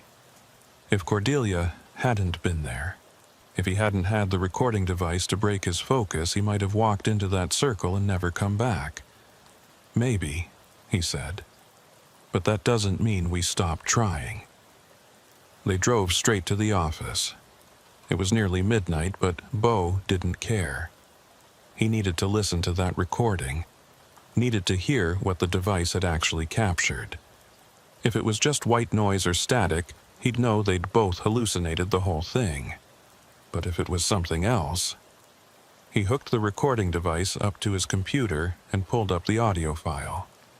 The waveform display showed exactly what he'd seen in the clearing. A single, sustained tone with no variation. He hit play. The sound that came through the speakers made them both flinch. It was the chimes, but filtered through the limitations of digital recording equipment, stripped down to their basic frequency. And underneath the chimes was something else, a voice, or many voices, speaking in that language that hurt to hear. The words were clearer now, easier to make out, though still incomprehensible. Bo let it play for 30 seconds, then stopped it. His hands were shaking again, and the headache that had started in the clearing was back, pulsing in time with a rhythm he could no longer hear but could still feel. "That's real," Cordelia said. "That's actual audio. We didn't hallucinate it." "No, we didn't." Bo saved the file and unplugged the device. "But I don't know what to do with it. If I take this to the state police, they'll think I've lost my mind. If I take it to the media, they'll think it's a hoax. What about Juniper Kincaid? She warned us about this. Maybe she knows how to stop it." Bo thought about the old woman, about her warning that the frequency was self-sustaining, that it demanded sacrifice to maintain the silence. Maybe. But something tells me she's been managing this for decades, and people are still disappearing. Whatever she's doing, it's not working anymore. He was about to suggest they get some sleep and tackle this fresh in the morning when his phone rang. The caller ID showed a local number he didn't recognize. Sheriff Lyle. "Sheriff, this is Helena Lancaster." The voice was calm, collected. Nothing like the urgent tone she'd used in the clearing. "I thought you should know. The resonance chamber is fully open now. You activated it when you brought that recording device into the circle. All that electromagnetic energy, all that equipment designed to capture sound, you gave it exactly what it needed to expand." Bo felt ice water flood his veins. "What are you talking about?" "The frequency doesn't just affect people who enter the chamber anymore, Sheriff. It's broadcasting now. To every phone, every radio, every device capable of receiving sound within a 10-mile radius. By tomorrow morning, half of Tyler County will have heard the call, and some of them will answer. You're lying. Am I? Turn on your police radio, Sheriff. Listen to what's coming through on all the emergency frequencies. Bo reached for his desk radio and turned it on. At first, he heard only static. Then, slowly, it emerged. That chiming sound, faint but unmistakable, coming through on every channel. And underneath it, those voices, speaking their incomprehensible language, calling out to anyone who might be listening. How do we stop it? Bo demanded. You can't, not anymore. The chamber is open, the broadcast is active, and it will continue until it's satisfied. Helena paused. But there is a way to contain it, to limit the damage. It requires sacrifice, Sheriff, the willing kind. Someone has to enter the chamber and stay there. Become part of the frequency. Act as an anchor, a focal point that draws the broadcast back to its source and prevents it from spreading further. You're talking about murder. I'm talking about salvation for everyone else. Her voice was gentle now, almost kind. My husband understood that at the end. That's why he closed the church. He was going to do it himself. Walk into the chamber and end the broadcast once and for all. But he died before he could. Heart attack. Sudden and complete. And the broadcast continued. Bo looked at Cordelia, saw his own horror reflected in her face. There has to be another way. There isn't, and Sheriff, you need to decide quickly. Every minute that broadcast continues, more people hear it. More people start walking toward the chamber. By dawn, there will be dozens. By tomorrow night, hundreds. And once they're in the chamber, they're lost. Part of the frequency forever. The line went dead. Bo sat at his desk, staring at the recording device, at the audio file still open on his computer screen. That perfect sine wave, sustained and unbroken. He'd gone into those woods to find answers, to document what was happening, to help the missing. Instead, he'd made everything worse, had become the catalyst for something that could destroy his entire county. What do we do? Cordelia asked quietly. Bo thought about Helena Lancaster standing on that foundation, calm and collected, speaking about sacrifice like it was the most natural thing in the world. He thought about Juniper Kincaid and her warning that some prices had to be paid for the silence to hold. And he thought about all those faces in the circle, singing their endless song, trapped in a frequency they could never escape. We go back, he said, tonight, and we end this. How? I don't know yet, but I'll figure it out. He stood and grabbed his jacket. Cordelia, I need you to stay here. Monitor the emergency frequencies. Keep track of any reports of people acting strange or heading toward the Kincaid property. If this goes wrong, if I don't come back, you contact the state police and the FBI. You tell them everything, even if they think you're crazy. Someone has to know what happened here. You're not going alone. Yes, I am. Because if Helena Lancaster is right, if someone needs to walk into that chamber willingly... He trailed off, unable to finish the sentence. Cordelia stood and faced him. Then it should be me. I'm 73 years old, Sheriff. I've had a good life, a full life. You've got years ahead of you. Let me do this. No. Sheriff, no. His voice was firm. This is my responsibility. I'm the one who brought the recording equipment. I'm the one who activated the chamber. If anyone's going to fix this, it's me. He walked to the door before she could argue further. If I'm not back by dawn, you know what to do. Bo drove through the night with his windows down, letting the humid air wash over him. He needed to stay alert, needed to feel connected to something real and physical.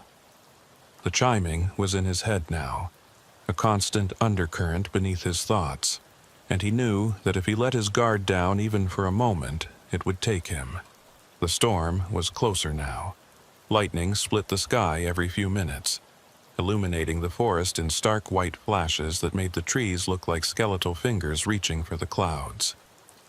Thunder followed seconds later, deep and rolling, vibrating through the truck's frame. But the rain hadn't started yet. The air was holding its breath, waiting. He pulled up to the Kincaid property gate just after 1 a.m. The chain was still lying on the ground where they'd found it earlier. Bo parked and sat for a moment, his hands on the steering wheel trying to organize his thoughts. He didn't have a plan. Not really. Helena Lancaster had said someone needed to enter the chamber willingly, to become part of the frequency and act as an anchor. But Bo wasn't sure he believed her. She'd been standing in that circle, surrounded by those singing figures, looking far too calm for someone describing the end of everything. There was something she wasn't telling him, some piece of information she'd deliberately withheld. His phone buzzed. A text from Cordelia. 3 911 calls in the last hour. People hearing voices. 2 already left their homes, headed toward Old Jasper Highway. State police won't arrive until dawn. You need to hurry. Bo pocketed the phone and climbed out of the truck. He'd left his recording equipment behind this time, brought only his weapon, his flashlight, and a small backpack containing road flares and a first aid kit. If Helena was right about the electronic equipment amplifying the frequency, he wasn't going to make that mistake twice. The walk to the clearing felt shorter this time. Maybe because he knew the way. Maybe because some part of him wanted to be there, was being pulled toward the resonance chamber by forces he couldn't resist. The chiming grew louder with each step, and by the time he reached the edge of the clearing, it filled his head completely, drowning out everything else. The circle of singers had grown. There were at least 30 now, maybe more, arranged in concentric rings around the foundation. Helena Lancaster still stood at the center, but she wasn't alone anymore. Next to her stood a figure Bo recognized, the large, silent man who'd accompanied Juniper Kincaid to his office. He stood with his arms crossed, watching the singers with an expression that might have been satisfaction or might have been sorrow. Helena saw Bo approach and smiled. "Sheriff Lyle, I knew you'd come back. Where's Juniper Kincaid?" Bo called across the clearing. "Gone. She left the property 3 hours ago. Said her work here was done, that the frequency would have what it wanted one way or another." Helena gestured to the man beside her. "This is Dalton Worthy. He's been helping Juniper maintain the silence for the last 40 years, but even he can't stop what's been set in motion." Dalton Worthy. The name clicked in Bo's memory. Worthy. One of the old families. One of the names from the photograph at the base of the tower. "You're related to Caleb Worthy," Bo said. "The rancher who hanged himself in 1971. Dalton nodded slowly. "My uncle. He heard the frequency too. Couldn't live with it, couldn't escape it, so he made a choice." His voice was deep and rough, like he didn't use it often. "Same choice that's being offered to you now, Sheriff. I'm not killing myself. No one's asking you to die, just to join. To become part of something larger than yourself. The frequency isn't death, Sheriff. It's transformation. Transcendence." Bo looked at the singers arranged around the foundation. Their faces were blank, peaceful, but there was nothing human left in their eyes. Whatever they'd become, it wasn't transcendence. It was erasure. Helena said someone needed to enter the chamber willingly, Bo said. To act as an anchor and contain the broadcast. Is that true? Helena and Dalton exchanged glances. Then Helena spoke. "It's true, but it's not the whole truth. The anchor doesn't just contain the frequency, they become it. The central point from which all the other voices radiate. The consciousness that directs the broadcast." She paused. Juniper's family has been providing anchors for generations. Volunteers who walked into the chamber and took control of the frequency kept it contained to this property. But the last anchor, Juniper's brother, died 6 months ago, and without an anchor the frequency has been spreading unchecked. Why didn't Juniper tell me this? Because she knew what I'm about to tell you. That you're perfect for the role. You're strong-willed, Sheriff. Disciplined. The kind of person who could take control of the frequency instead of being consumed by it. You could be the anchor this place needs. Keep the broadcast contained, save your county, and spend the rest of my life standing in this circle, singing? You wouldn't be singing, Sheriff. You'd be conducting, directing. The other voices would follow your lead. Helena stepped down from the foundation and walked toward him. The circle of singers parted to let her through. My husband saw it at the end, saw what this place really was. Not a trap or a curse, but an opportunity, a chance to connect with something vast and eternal. He wanted to do it himself, wanted to be the anchor, but his heart gave out before he could.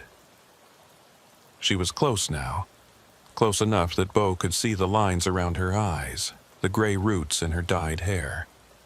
Close enough to see that her pupils were dilated, black swallowing the color of her iris. She'd been affected by the frequency too, was probably already part of it in ways she didn't fully understand. "What happens if I refuse?" Bo asked. The broadcast continues, spreads further. By this time tomorrow, everyone within 20 miles will have heard the call, and they'll come, walking out of their homes, leaving their families, following the sound to this clearing. Within a week, Tyler County will be empty. Everyone who hears the frequency eventually answers it. You can't fight it forever, Sheriff. No one can. Bo thought about Cordelia sitting in the office, monitoring the emergency channels. About the 3 people who'd already left their homes, walking toward this place. About his daughter in Austin, safe for now, but vulnerable if the frequency continued to spread. About all the people in his county who trusted him to keep them safe. "If I become the anchor," he said slowly, "if I can control the frequency, can I turn it off? End the broadcast completely?" Helena's smile faded. "No, the frequency is self-sustaining now. It's been building for too long, fed by too many voices. The best you can do is contain it. Keep it focused here on this property, away from the towns and the people. For how long? For as long as you last. Years, maybe. Decades, if you're strong enough. And when I can't hold it anymore, when I die or lose control, then someone else will have to take your place. That's how it's always worked. That's how it has to work." She reached out and touched his arm. Her hand was ice cold. "This is your purpose, Sheriff. Your calling, don't you feel it? The frequency chose you the moment you stepped onto this property. Everything that's happened since then has been leading you to this moment." Bo looked past her at the singers, at their blank faces and empty eyes. Then he looked at Dalton Worthy, still standing on the foundation, watching with that inscrutable expression. "Dalton," Bo called out, "why are you here? Why are you helping with this?" The big man was quiet for a long moment. Then, "Because my family owes a debt. My Uncle Caleb was supposed to be the anchor in 1971. He agreed to do it, volunteered for it. But at the last minute, he lost his nerve, ran, hanged himself rather than fulfill his obligation. And because he failed, the frequency went unchecked for years. People died. Families were destroyed." His voice grew harder. "I've spent my whole life trying to make up for his cowardice. Helping Juniper, maintaining the property, keeping people away. This is my penance, Sheriff. My burden. And now you want me to take that burden." I want you to save your county. Same as you do. Bo closed his eyes and listened to the chiming in his head. It was seductive in a way he hadn't expected. Not beautiful exactly, but compelling, inevitable, like the pull of gravity or the passage of time. Fighting it was exhausting. Surrendering to it would be so easy, so peaceful. He opened his eyes and made his decision. I'll do it, he said. I'll be the anchor, but on one condition. Helena's expression brightened. What condition? I want proof that this will work. I want to see the frequency contained before I commit myself. Show me how to control it, how to direct it. Let me test it.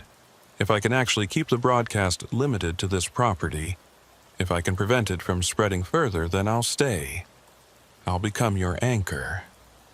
Helena and Dalton exchanged another glance. This one lasted longer. Some silent communication passing between them. Finally, Helena nodded. All right, come with me.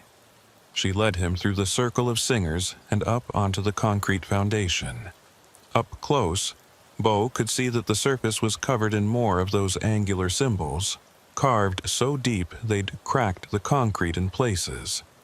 And in the center of the foundation was something he hadn't noticed before.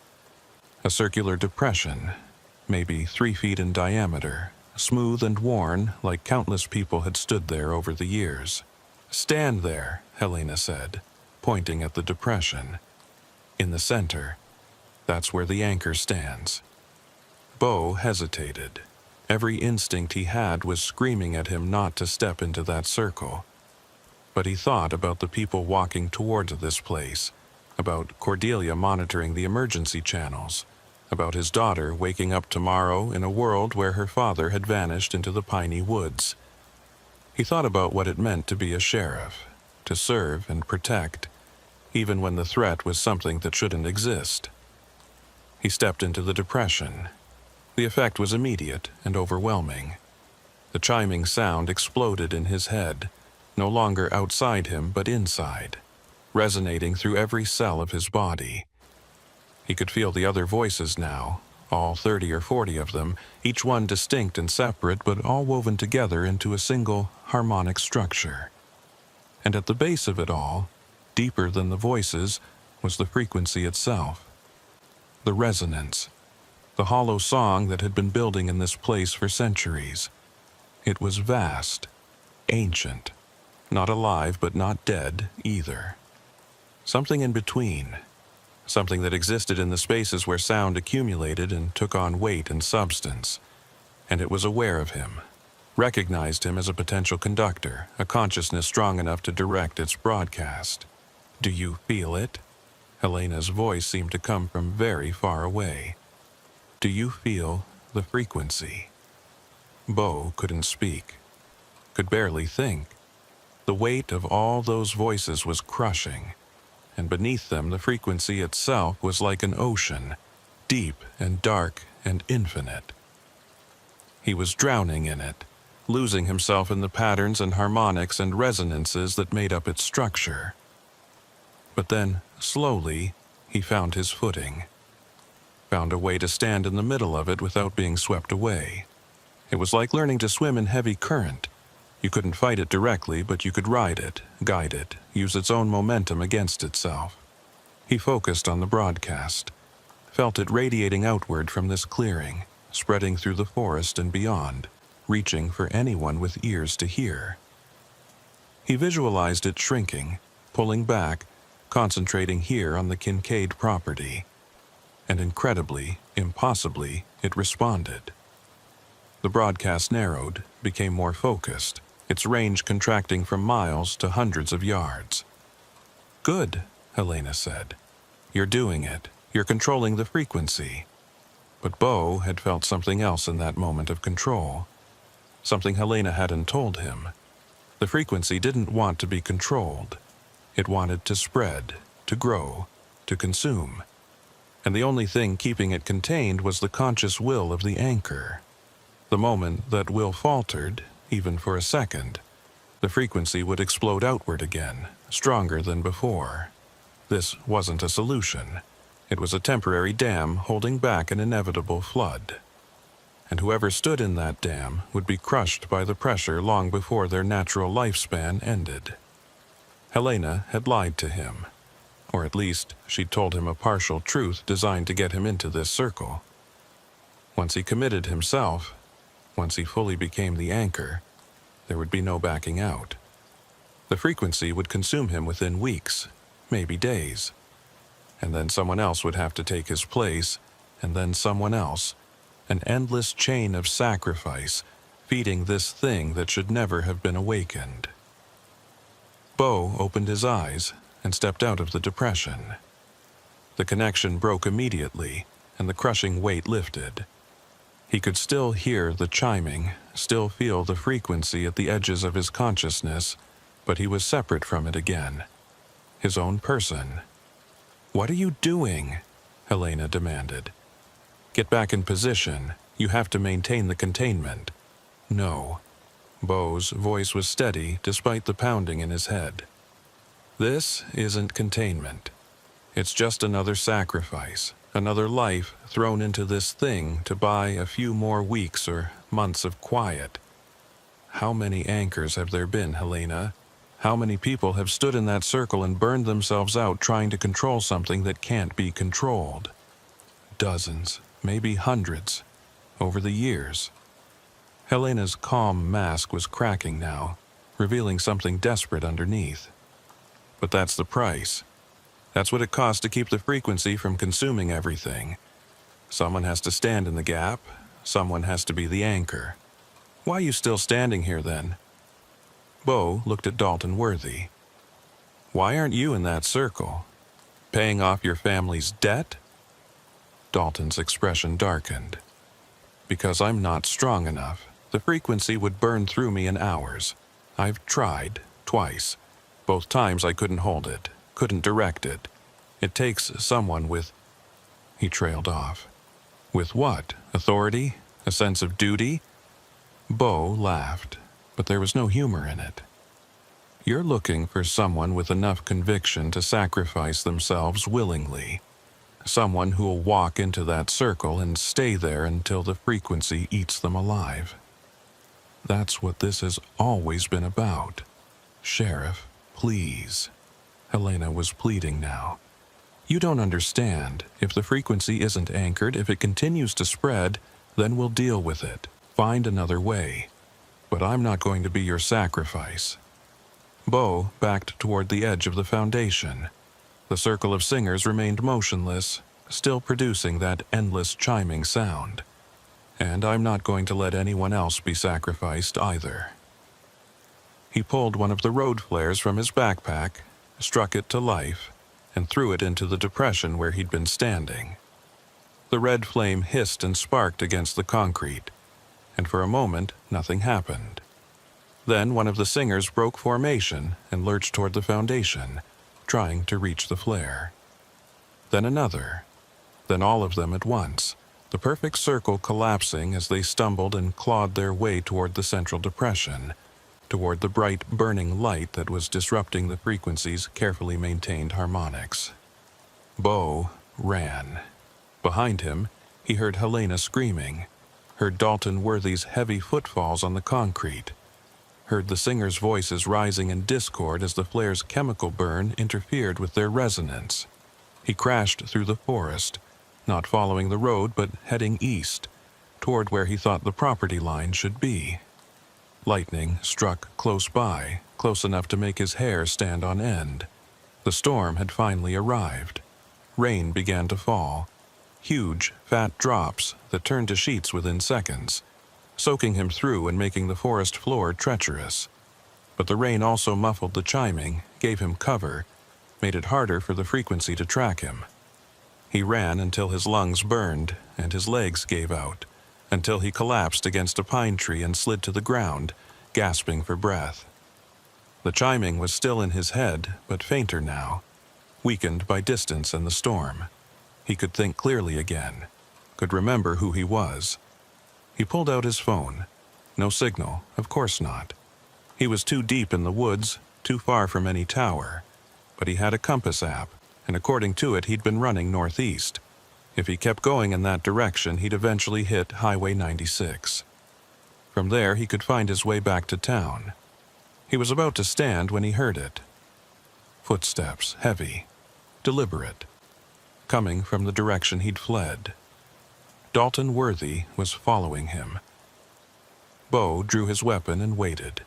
The footsteps grew closer, and then the big man emerged from the rain-soaked darkness, his clothes plastered to his body, his face set in grim determination. "I can't let you leave, Sheriff," Dalton said. "You're the only one strong enough to be the anchor. The only one who can hold the frequency. If you walk away, everyone in Tyler County dies. That's not my problem anymore. I did what I could. I tried to help. But I'm not sacrificing myself for a mistake made by government scientists 70 years ago. My uncle made a choice. A coward's choice. I won't let you make the same one." Dalton lunged forward faster than a man his size should have been able to move. Bo fired twice, center mass, but the shots barely slowed him.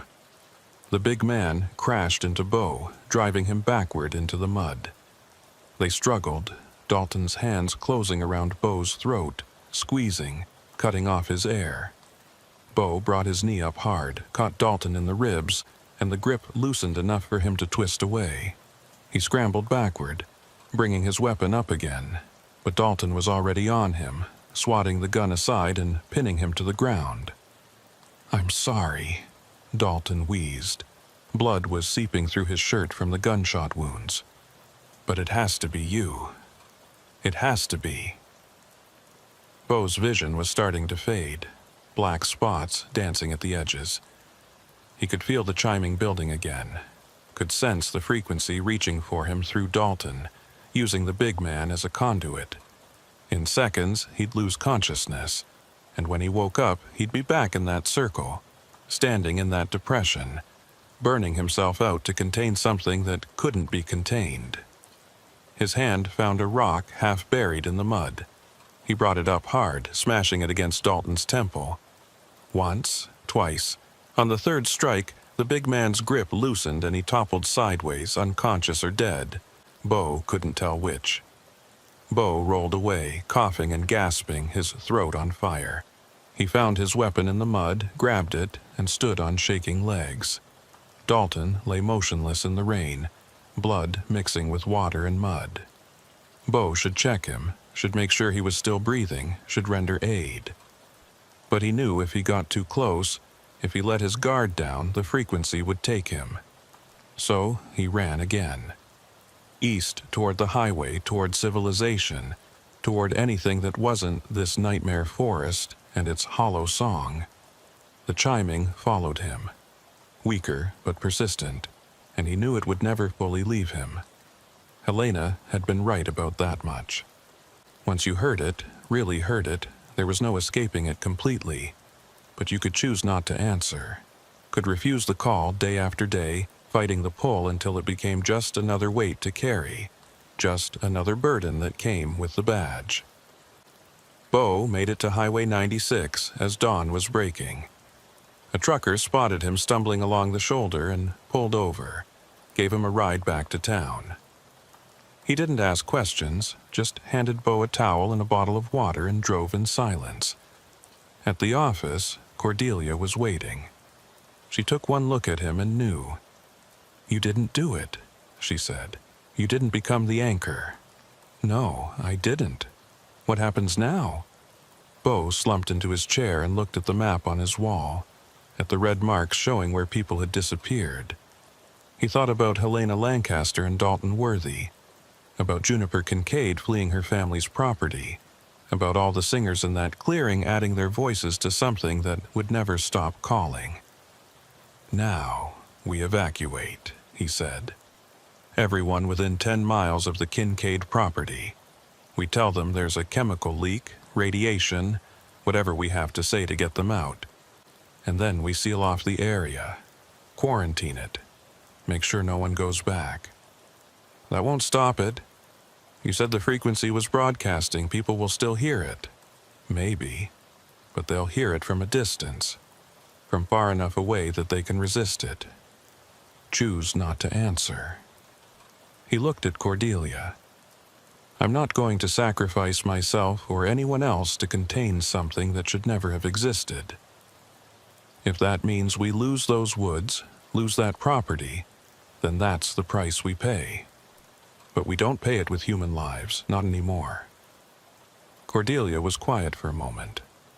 Then she nodded and turned to her computer. I'll start making calls. But Sheriff, what about the people already in that clearing? The ones who became part of the frequency? Bo had been trying not to think about that. About Marcus Tolliver and the first driver and all the others standing in that circle, singing their endless song. They were alive but not alive, conscious but not conscious, trapped in a state that was neither life nor death. I don't know, he said finally. Maybe someone will figure out a way to help them someday, but it won't be me. I've done all I can. The evacuation took 3 days. Bo invented a story about chemical contamination from the old radio tower site, got the state environmental agency involved, and managed to relocate everyone within a 10-mile radius of the Kincaid property. Most people went willingly. A few had to be convinced with the help of state police. One family, the Brandons, who lived about 6 miles from the clearing, refused to leave until their daughter disappeared during the night, walking into the woods and not coming back. After that, no one argued. By the end of the week, the area was sealed off. Chain link fence and posted warnings surrounded the entire perimeter of the Kincaid property. The state police established checkpoints on all the roads leading into the area, and Bo filed his official report, carefully omitting any mention of frequencies or resonance chambers or people singing in circles. He listed everything as unknown phenomena requiring further investigation by specialists, which was true enough. Helena Lancaster's body was found 3 weeks later by game warden Ransom Keating, who'd been asked to check on the abandoned property. She'd been standing in the depression on the foundation, apparently having tried to become the anchor herself. The frequency had burned through her in a matter of days. Her body was intact, but her face was frozen in an expression that Keating described as ecstatic and terrified at the same time. Dalton Worthy's body was never found. Bo had checked, had sent deputies back to the area where they'd fought. But there was no trace of the big man.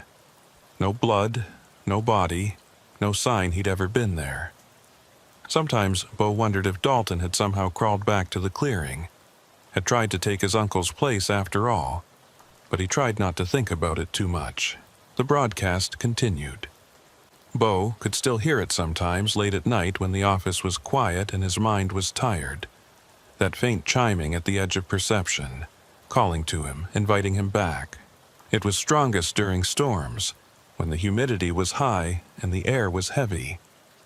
On those nights, Bo would turn on every light in his house, would blast music or TV, anything to drown out the sound that existed only in his head.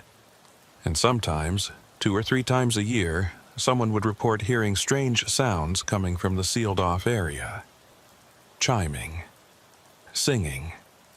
Voices speaking in languages that hurt to hear.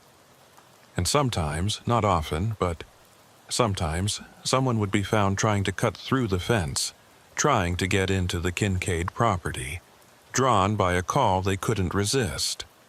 When that happened, Bo would personally take them to the hospital, would sit with them while doctors sedated them and tried to figure out what was wrong, and he would tell them the same thing every time. You heard something in those woods, something that made you want to go there, but you have to fight it every day, every minute. You have to choose not to answer, because if you answer, you'll never come back. Most people listened. Most people were able to resist, to go on with their lives, to ignore the chiming in their heads. But not all of them. 3 years after that night in the clearing, Bo stood at the fence surrounding the Kincaid property and looked into the forest. He'd come alone. Hadn't told Cordelia or anyone else where he was going. He just needed to see it. Needed to know if it was still there. The forest looked the same as always. The uniform pines standing in their perfect rows, the undergrowth thick with ferns and fallen needles. Nothing moved. No sounds except the wind. But Bo could feel it, that sense of attention, of being watched. The frequency was still there, still active, still calling. He pulled out the recording device he'd used that first night. He'd kept it all these years, had listened to the audio file exactly once, and then locked it away in his desk. Now he held it in his hand and considered throwing it over the fence, letting it be swallowed by the forest and its hollow song. But he didn't, because the recording was proof. Evidence that what had happened in those woods was real, that the people who disappeared hadn't just wandered off or been victims of some mundane tragedy. They'd been taken by something that existed in the spaces between sounds, something that fed on human voices and grew stronger with every new addition to its chorus. Someone needed to remember that. Someone needed to carry the knowledge forward, even if it could never be proven or explained or believed by anyone who hadn't experienced it firsthand. Bo pocketed the recording device and turned away from the fence. As he walked back to his truck, he heard it one last time. That chiming. Those voices, calling his name, promising him peace and transcendence and an end to the burden he carried. He kept walking, because he was Sheriff Beauregard Lyle of Tyler County, Texas, and some calls you didn't answer no matter how beautiful they sounded.